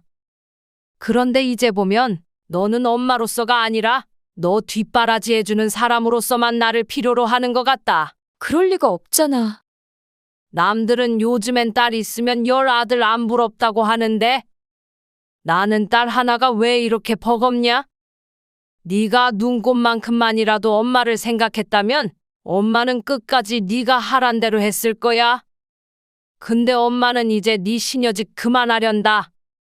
시녀라니 무슨 말을 그렇게 해? 돈도 잘난 니네 시어머니한테 빌려달라 그래라? 엄마, 내가 기댈 곳이 친정밖에 더 있어? 왜 시어머니랑 비교를 해? 엄마도 이제 주기만 하는 사랑에 지쳤어. 그렇게 어머니는 딸을 뒤로 한 채 걸음을 옮겼습니다. 딸이 애타게 어머니를 불렀지만 뒤돌아보지 않았습니다. 어머니, 올해 70세가 된 이명순 씨입니다. 딸은 올해 35세 김여선. 임 씨는 딸과 연을 끊기로 다짐합니다. 속이 쑤시고 괴롭지만 더 이상 이런 일방적인 관계는 자신의 삶을 더욱 괴롭게 할 뿐이라는 것을 깨달았죠. 임 씨는 누구보다도 자신의 딸을 사랑했습니다. 진심을 다해 딸을 위해서라면 목숨도 내놓을 수 있었습니다. 하지만 너무 사랑한 것이 자신과 딸의 관계에 독이 된 듯했습니다. 어쩌면 오래전부터 느끼고 있었지만 애써 외면하고 있었던 것일 수도 있겠죠. 임 씨는 30대의 딸 김여선을 낳았습니다. 결혼한 지 8년 차에 어렵게 갖게 된 딸이었죠. 하지만 시어머니도 남편도 크게 기뻐하진 않았습니다. 그 시절에 대부분 그랬듯이 아들이 최고였고 딸을 낳으면 죄인 취급을 받았었죠. 임 씨도 마찬가지였습니다. 너는 어떻게 된 게 남들 잘만 낳는 아들 하나 못 낳냐? 옆집만 하더라도 벌써 아들만 셋이라더라. 나는 셋까지는 바라지도 않아. 하나만이라도 있어야지 아들은. 얼른 둘째 가질 생각이나 해라. 몸을 풀자마자 임 씨가 시어머니에게 들은 말이었습니다. 그 뒤로도 귀에 딱지가 않도록 들었던 말이었지만 시어머니의 소원은 끝까지 이루어지지 않았죠. 그렇게 노력했는데도 8년 만에 겨우 생긴 딸이었습니다. 둘째라고 순탄하게 가질 수 있을 리가 없었습니다. 저건 왜 고추도 못 달고 태어나서는. 임 씨의 딸 여선도 할머니에게 늘상 듣는 말이었죠. 시어머니는 돌아가시는 그날까지 아들 노래를 부르시다가 가셨습니다. 그래도 임 씨는 딸 여선을 낳은 것을 후회해 본 적이 단 한 번도 없었습니다. 자신의 삶을 충만하게 해준 딸을 너무나도 사랑했습니다. 그렇게 구박받던 세월이 무색하게도 지금은 딸 있는 것이 부러움을 사는 일이 되었습니다. 언니는 정말 좋겠어? 요즘처럼 딸 가진 사람을 부러워해 본 적이 없는데. 무심한 아들들 보면 정말 후회돼. 딸 하나만 더 낳을걸? 그래도 아들 낳았을 땐 기 좀 펴고 살았을 거 아냐? 임 씨가 웃으며 대꾸하자 가까이 지내는 이웃 동생이 대답했습니다. 그건 그렇지. 그래도 말이야. 그런 말 들어봤어? 딸 둘이면 금메달이고, 뭐 아들 딸 하나씩 낳으면 은메달? 그리고 뭐냐, 아들 둘이면 목메달이라잖아? 그러면 나는 목메달이네, 목메달. 근데 언니는 반쪽짜리더라도 금메달은 금메달 아니야. 이웃 동생의 우스갯소리에 임 씨는 쓴웃음을 지었습니다. 임 씨는 속으로 생각했습니다. 딸을 낳든 아들을 낳든 자식이 있으면 무조건 목메달이 아닌가 하고요. 옛날 같았으면 딸 자랑을 늘어놨을 텐데 임 씨는 침묵을 지켰습니다. 그때 임 씨의 휴대폰이 울렸습니다. 누구야? 딸이네. 거봐. 우리 아들들은 내가 먼저 하기 전에는 전화도 안 해. 딸은 이렇게 살갑잖아. 임 씨가 전화를 받지 않고 바라만 보고 있자 이웃 동생이 말했습니다. 언니, 왜 안 받아? 전화 끊어지겠다. 임 씨는 딸의 전화를 받기가 망설여졌습니다. 용건은 보나마나 뻔했습니다. 2시간쯤 흐르는 뒤 임 씨는 딸 여선의 집에 와 있었습니다. 딸과 사위는 출근한 낮 시간입니다. 문을 열자마자 펼쳐진 광경에 한숨부터 새어나왔습니다. 아무리 바빠도 집이 꼴이 이게 뭐야. 애도 있는 집에서. 그렇지만 오히려 애가 있으니 쫓아다니면서 치우려면 힘들기야 하겠다는 생각을 합니다. 신발을 벗고 들어가서 제일 먼저 한 일이 고무장갑을 끼는 일이었습니다. 산처럼 쌓여있는 그릇, 후라이팬, 냄비들. 요리를 할래야 할 수 있는 환경이 아니었죠. 어휴, 이래선 어떻게 밥을 해 먹는다는 건지 그때그때 설거지를 해놔야지. 투덜거리면서도 분주한 손놀림은 멈추지 않습니다. 설거지를 끝내니 음식물 쓰레기가 한가득이었습니다. 냉장고도 열어보았더니 유통기한이 한참 지한 음식들, 아니 음식물 쓰레기들이 냉장고를 꽉 채우고 있었습니다. 임 씨는 익숙한 듯 냉장고를 정리해 나갔습니다. 솥단지만큼 큰 냄비 안에 음식물을 때려넣고 낑낑거리며 분리수거장으로 향했습니다. 돌아와서는 거실을 쓸고 닦고 소파 위에 쌓여있는 빨래까지 정리해서 넣어놓으니 3시간이 훌쩍 지나가 있었습니다. 애구머니나. 시간이 벌써 이렇게 됐어? 임 씨는 다급히 고무장갑을 벗고는 1층으로 뛰듯이 내려갔습니다. 아파트 단지 앞 버스 정류장에 도착하고 얼마 안 돼서 노란 버스가 임 씨 앞에 섰습니다. 3살 된 임 씨의 손녀딸 황수연이 어린이집에서 돌아오는 시간이었죠. 생일이 늦어 아직 2돌이 안 된 손녀가 임 씨의 품에 안겼습니다. 오늘 회식 때문에 늦는다는 딸과 사위를 대신해 오늘 저녁 임 씨가 돌봐야 했습니다. 아직 어린 손녀 수연은 하나부터 10까지 돌봄의 손길이 필요했습니다. 밥 해 먹이고 간식도 먹이고 씻기고 재우니 시간이 벌써 9시였습니다. 그리고 아직 하지 못한 화장실 청소까지 하니까 또 1~2시간이 지나 있었습니다. 현관문 여는 소리에 겨우 허리를 펼 수 있었죠.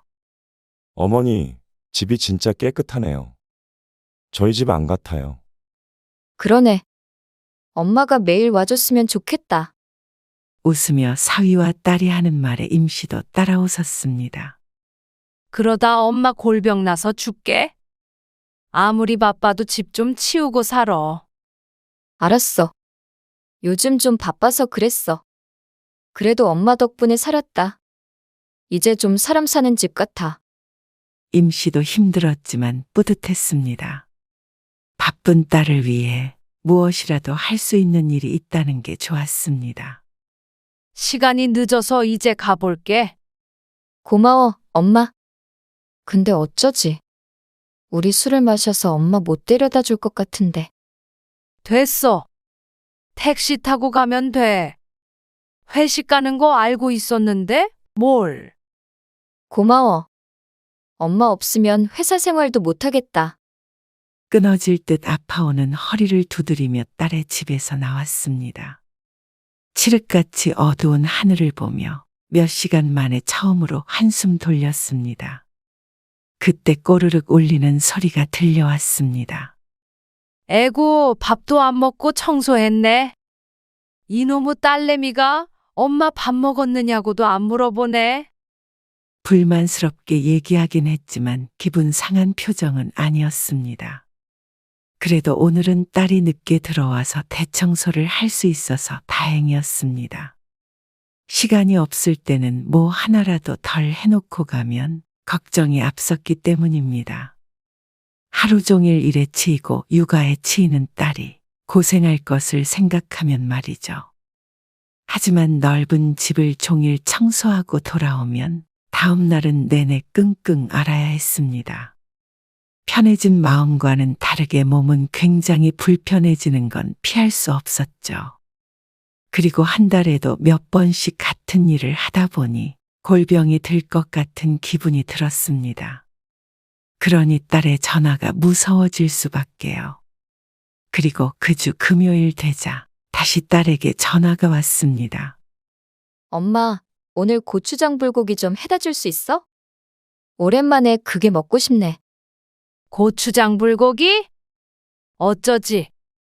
오늘은 엄마 약속 있는데. 그래? 오늘 꼭 먹고 싶은데. 진작 말하지. 선약이 있는데 어떡해. 요즘 마트에도 많이 팔어. 오늘만 사 먹어. 마트에서 파는 거랑 비교가 돼? 엄마가 해준 게 먹고 싶어서 그렇지. 아쉬워하는 딸의 목소리에 임 씨는 망설였습니다. 한숨을 쉬면서도 딸이 자신이 해준 음식을 꼭 먹고 싶다고 하는 게 내심 기분이 좋았습니다. 아휴. 알았다. 오늘 해서 가져다 줄게. 수연이도 내가 데리고 들어갈까? 그래주면 진짜 고맙지, 엄마. 딸과 전화를 끊고도 아직 휴대폰을 내려놓지 못했습니다. 어쩌지? 오늘 못 만날 것 같은데. 우리 딸이 급한 일이 있다고 해서. 미안해. 다음에 내가 한턱 쏠게. 딸밖에 모르는 바보라고 한 소리 듣고 나서야 전화를 끊을 수 있었습니다. 서둘러 장을 봐와서 딸이 먹고 싶다는 고추장 불고기도 하고 다른 반찬들도 몇 가지 만들었습니다.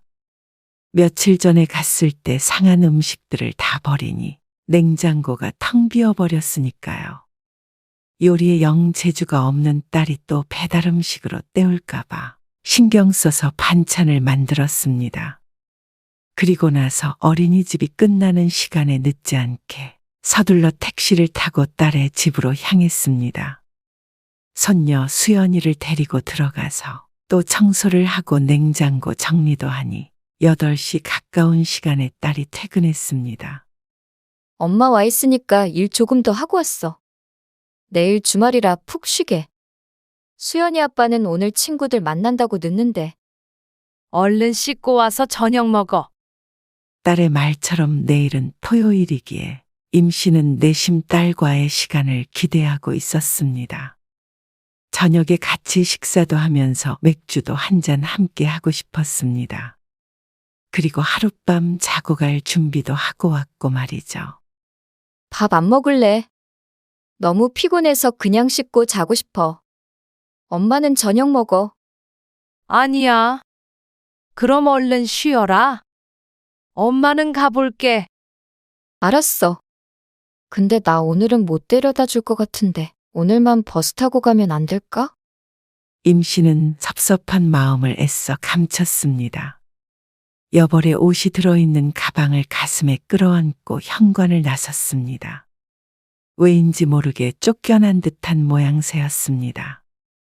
버스에 오르면서도 서운한 마음이 가시질 않았습니다. 빈말이라도 자고 가라는 말, 아니면 같이 저녁이라도 먹자는 말을 할 줄 알았으니 말이죠. 그리고 꼭 오늘 먹어야 한다고 해서 급하게 해온 고추장 불고기는 아직도 냉장고 안에 들어 있었습니다. 이럴 거면 왜 굳이 오늘 먹겠다고 난리를 친 거야. 약속도 괜히 취소했네. 그리고 다음 날이 되었을 때 딸에게 전화를 걸어보았습니다. 어제 고추장 불고기 못 먹었잖아. 오늘 먹었어? 아, 그거? 먹었지. 맛있었어. 그래? 간이 좀 짜게 된 것 같아서 걱정했는데. 간? 안 짰어. 역시 우리 엄마 솜씨 안 죽었더라고. 다행이네. 오늘은 뭐 해? 수연이 데리고 어디 안 가? 오늘 시댁 식구들이랑 놀러 가. 안 그래도 오늘 아침 일찍 시부모님 오셨어. 그래서 어제 자고 가란 소리도 안 했구나 하고 속으로 생각했습니다. 넌 주말마다 시댁 식구들이랑만 놀러 가더라. 임 씨가 투덜거리자 딸이 대답했습니다. 엄마는 친구들이랑 잘 다니잖아. 그리고 나라고 뭐 그러고 싶겠어? 나도 주말엔 쉬고 싶지. 그래도 시어머니가 가자고 그러시는데 어떡해. 어쩔 수 없이 가는 거야. 임 씨는 혀를 차면서도 한편으론 부러운 마음도 들었습니다. 딸하고는 여행을 가본 적이 언젠지 까마득했으니 말이죠.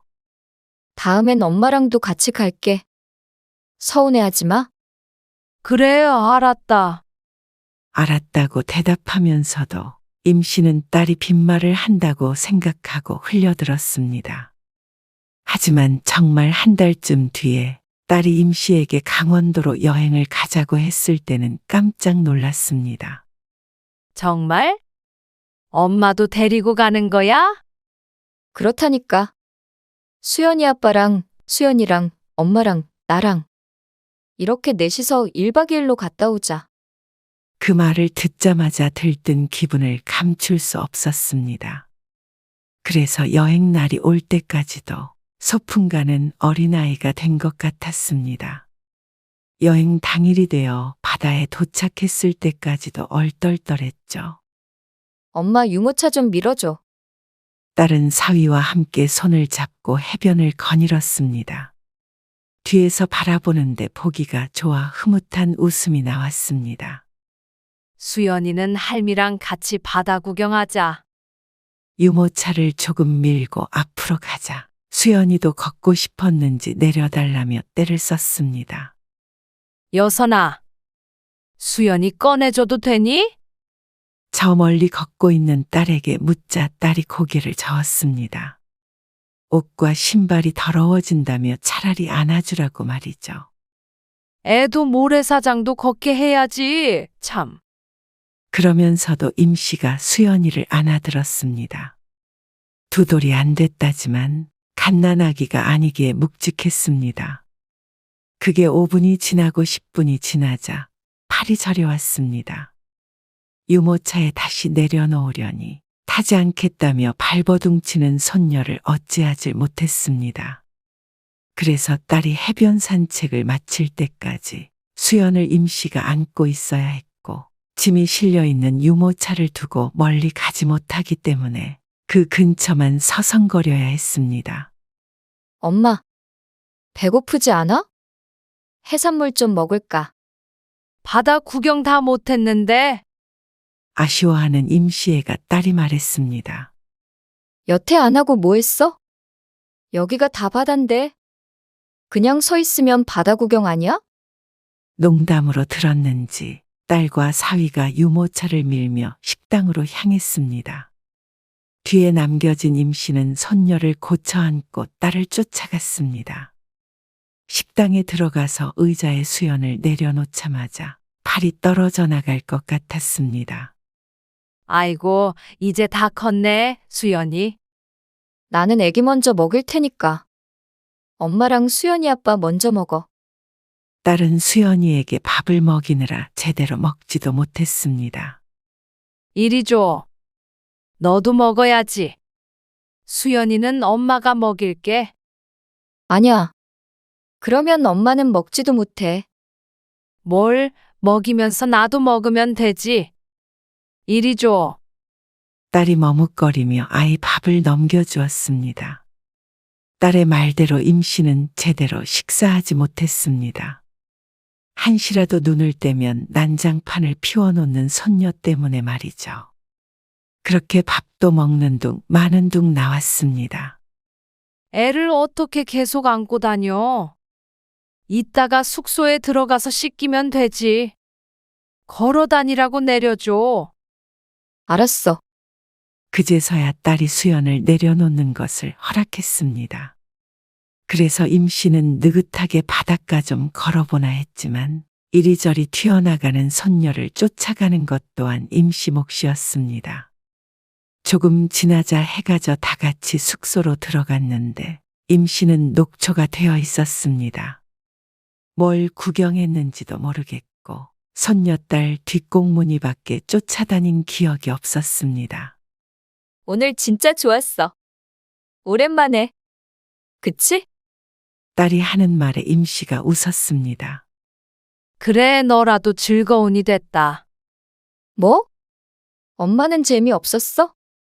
엄마 바다 좋아하잖아. 아니야. 재미있었어. 아이를 재우고 맥주 한 잔 마시자는 딸의 말에 평소에는 좋아했겠지만 오늘은 그럴 기운이 남아있지 않았습니다. 나는 일찍 자련다. 얼른 침대에 몸을 눕히고 싶었습니다. 그러면 수연이 엄마랑 어머니랑 셋이서 큰 침대에서 주무세요. 저는 여기 간이 침대에서 혼자 잘게요. 사위의 말에 임씨는 손녀딸 옆에 누웠습니다. 피곤했는지 눕자마자 잠에 빠져들었습니다. 잠자리가 바뀐 탓인지 설핏 잠에서 깼는데 아직 불이 꺼지진 않은 상태였습니다. 몸을 일으키려고 하는데 딸과 사위가 두런두런 대화를 나누는 소리가 들려왔습니다. 둘이 오붓하게 마시게 그냥 자자하고 이불을 고쳐 덮었습니다. 이번 명절에는 용돈 어떻게 드리지? 그러게. 다음 달 우리 엄마 생신이고 돈 나갈 일이 너무 많네. 그러면 우리 엄마는 10만 원만 드리자. 딸의 목소리에 임씨가 귀를 기울였습니다. 그러자 사위가 대답하는 목소리도 들렸습니다. 그래도 어떻게 그래? 똑같이 드려야지. 그렇다고 어머니도 10만 원 드릴 순 없잖아. 어머니 성격에 가만히 계시겠어? 우리 엄마한테는 내가 시댁에도 10만 원만 드렸다고 말할게. 나중에 아시면 서운해하시지 않을까? 말 안 하면 엄마가 어떻게 알아? 그리고 안다고 하더라도 우리 엄마는 그런 걸로 안 서운해. 돈 쓸 일도 별로 없고. 걱정 마. 끝까지 못 들은 척 눈을 감고 있었지만 임씨는 너무 속이 상했습니다. 딸이 자신보다 시집을 더 신경 쓴다는 걸 알고는 있었지만 직접 들으니 기분이 남달랐습니다. 임씨도 시집살이를 해본 사람으로서 딸의 심정은 이해가 갔습니다. 시댁이란 늘 더 어렵고 항상 신경을 써도 좋은 소리 한번 듣는 게 힘든 것이었죠. 조금 있자 딸이 자리를 치우고 일어나 잠자리에 들었습니다. 불이 완전히 꺼지고 딸과 사위의 숨소리가 잦아들 때까지도 임씨는 다시 잠들지 못했습니다. 손녀가 뒤척이는 바람에 침대 끝까지 밀려난 임씨는 몸을 일으켜 소파로 향했습니다. 소파에 웅크리고 누워있으니 지금 이게 뭐하고 있는 건가 싶었습니다. 자신이 너무 초라하게 느껴졌습니다. 딸에게 자신은 시어머니 다음, 남편 다음, 손녀 다음, 그 다음. 모든 일이 끝난 뒤에야 한번 뒤돌아보는 존재였습니다. 언제나 뒷전이었죠. 한때는 자신이 딸을 뒤에서 지켜준다고 생각해왔는데 어쩌면 그것이 아닐 수도 있다는 생각이 들었습니다. 10만 원이라는 금액이 중요한 것이 결코 아니었습니다. 하지만 딸에게 자신이 어떤 존재인지 엿본 것 같은 기분이었습니다. 엄마니까, 딸이 가장 편하게 의지할 수 있는 존재니까. 애써 임씨는 스스로를 달랬지만 여행을 끝마치고 집으로 돌아와서도 심란한 기분을 지워낼 수가 없었습니다. 엄마, 오늘 못 와줘.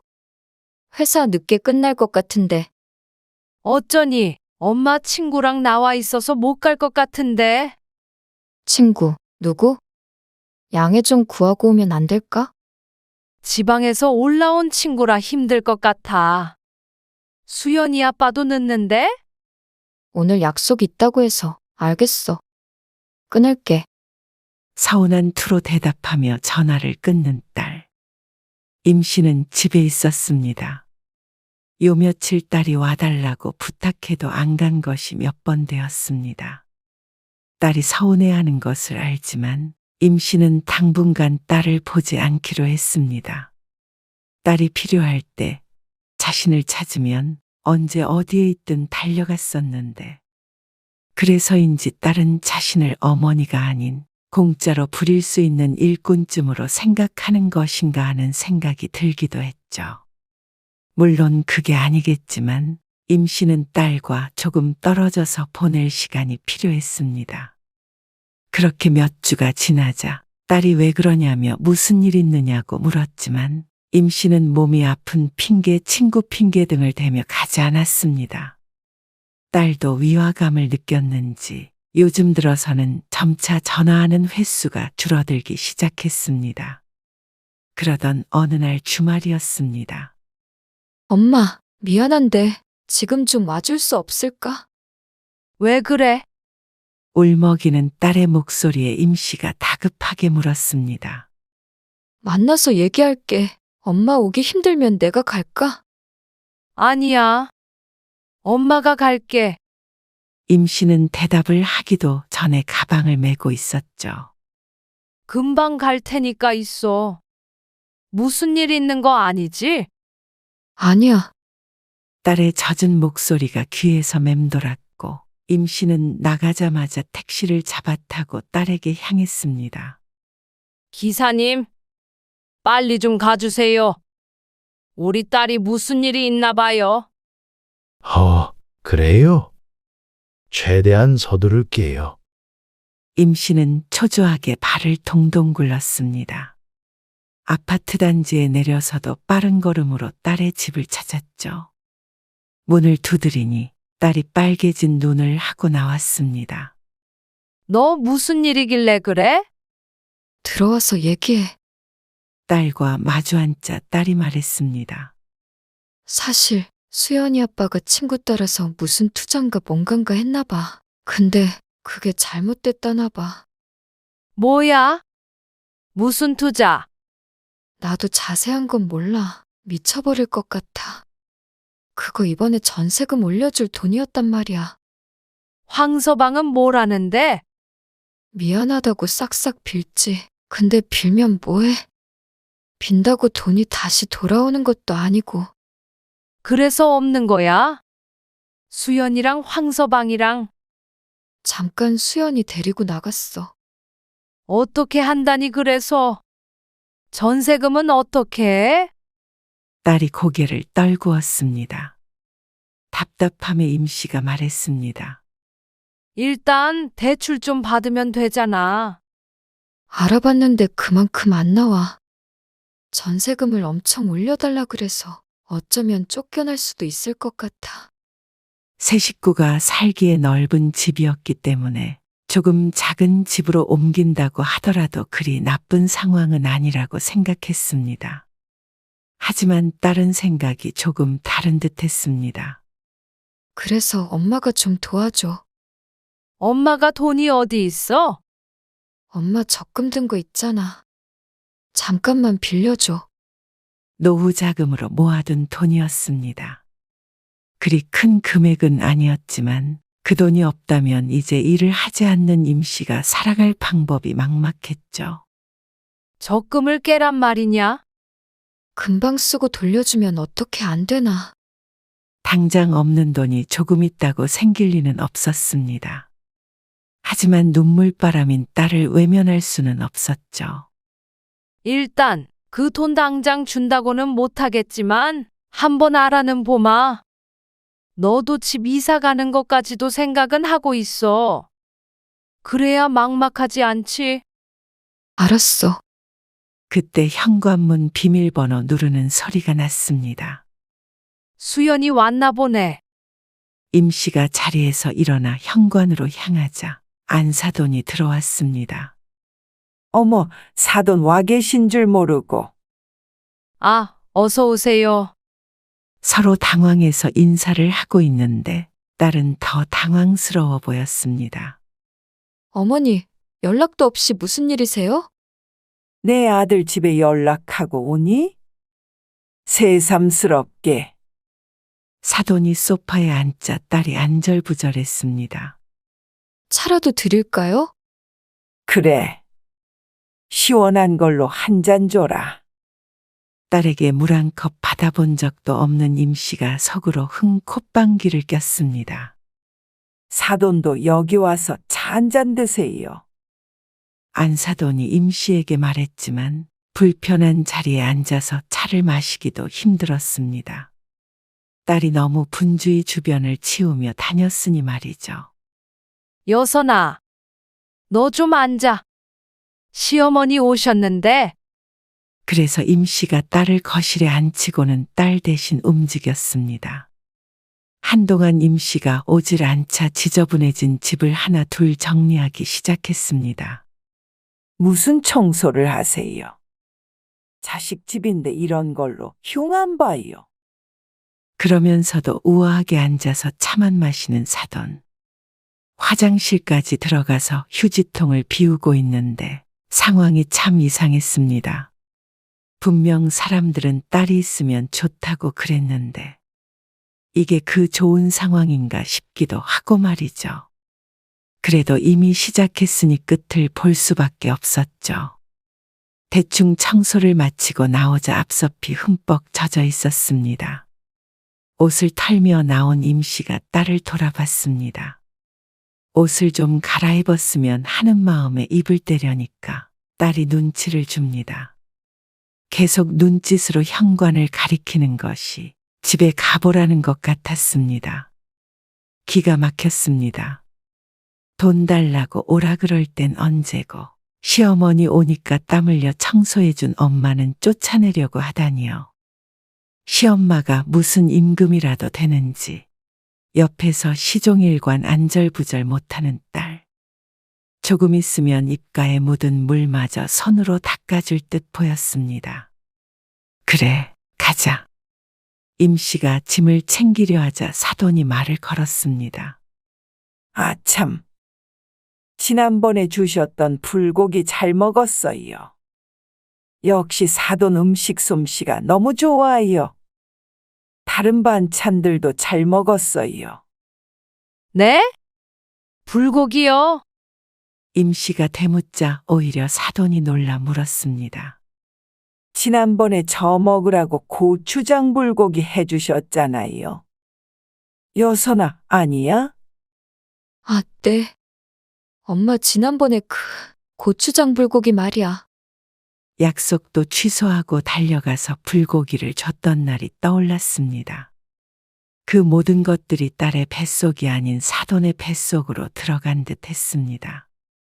아, 그거요. 제가 잠깐 깜빡했어요. 입에는 좀 맞으셨어요? 그럼요. 종종 여선이가 사돈이 해주셨다고 가지고 오는데 그때마다 정말 맛있게 먹고 있어요. 저까지 챙겨주셔서 감사해요. 딸을 위해 정성을 다했던 음식이 늘 엉뚱한 목적지로 향했던 것을 몰랐습니다. 딸 가진 게 죄라고 딸의 말에 대충 맞장구 친 임씨가 집을 나왔습니다. 엘리베이터를 타고 내려왔는데 딸이 계단을 통해서 1층까지 쫓아내려왔습니다. 엄마, 미안. 너 왜 엄마한테 나가라고 눈치 줘? 나는 거기 있으면 안 되니? 시엄마 오면 나는 나가야 하는 거야? 그게 아니잖아. 말도 없이 온 시엄마한테 나가라고 해야지. 왜 엄마를 쫓아내? 무슨 내가 엄마를 쫓아내. 엄마 갈 때 됐으니까 그런 거지. 그리고 엄마는 엄마잖아. 나 좀 이해해줘. 엄마가 뭘 이해해야 하는데? 엄마는 딸이 곤란한 게 좋아? 딸이 임씨의 팔을 잡아 흔들었습니다. 이쯤에서 알았다고 하고 돌아서야 하는데 임씨는 멈추지 않고 딸에게 따졌습니다. 엄마가 있는 게 왜 너 곤란한 일인데? 그리고 너는 왜 엄마가 해준 음식 사돈 준다고 말도 안 해? 엄만 너 먹는 줄 알았어. 사돈 드린다고 했어도 해줬을 텐데. 왜 거짓말을 해? 그게 아니라 내가 먹는다고 해야 엄마도 기분 좋게 만들지. 그걸 아는 애가 넌 먹지도 않고 다 시엄마한테 줘? 다는 아니고 내가 먹은 적도 있어. 아무튼 미안해. 내가 네 시엄마 반찬에다 바치는 시녀야? 아니다. 사돈네 시녀가 아니라 내가 네 시녀인가 보다. 그렇게 부려먹을 생각만 하고 정작 대접은 사돈이 다 받고 있으니까 억울해 죽겠다. 나는 평생 너 뒷바라지만 하다가 늙었는데 결혼해서도 애미를 부려먹을 생각만 하는 너한테 질려버렸다. 그러자 딸도 표정을 굳히고 대꾸했습니다. 나 키운 게 그렇게 억울해? 내 배 아파 낳은 내 새끼 키우는 게 왜 억울하겠어? 나는 그냥 엄마니까. 그래서 의지한 거야. 그런데 말이야. 네가 나를 사랑해서 의지했다면 나도 억울하지나 않다. 그런데 이제 보면 너는 엄마로서가 아니라 너 뒷바라지 해주는 사람으로서만 나를 필요로 하는 것 같아. 그럴 리가 없잖아. 남들은 요즘엔 딸 있으면 열 아들 안 부럽다고 하는데 나는 딸 하나가 왜 이렇게 버겁냐? 네가 눈곱만큼만이라도 엄마를 생각했다면 엄마는 끝까지 네가 하잔 대로 했을 거야. 근데 엄마는 이제 네 시녀집 그만하련다. 무슨 말을 그렇게 해? 돈도 잘난 니네 시어머니한테 빌려달라 그래? 내가 기댈 곳이 친정밖에 더 있어? 왜 시어머니랑 비교를 해? 엄마도 이제 주기만 하는 사랑에 지쳤어.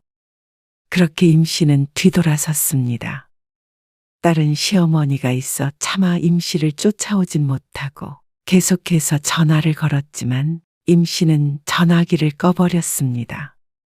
당분간은, 아니 앞으로는 딸에게서 오는 전화는 받지 않기로 결심했습니다.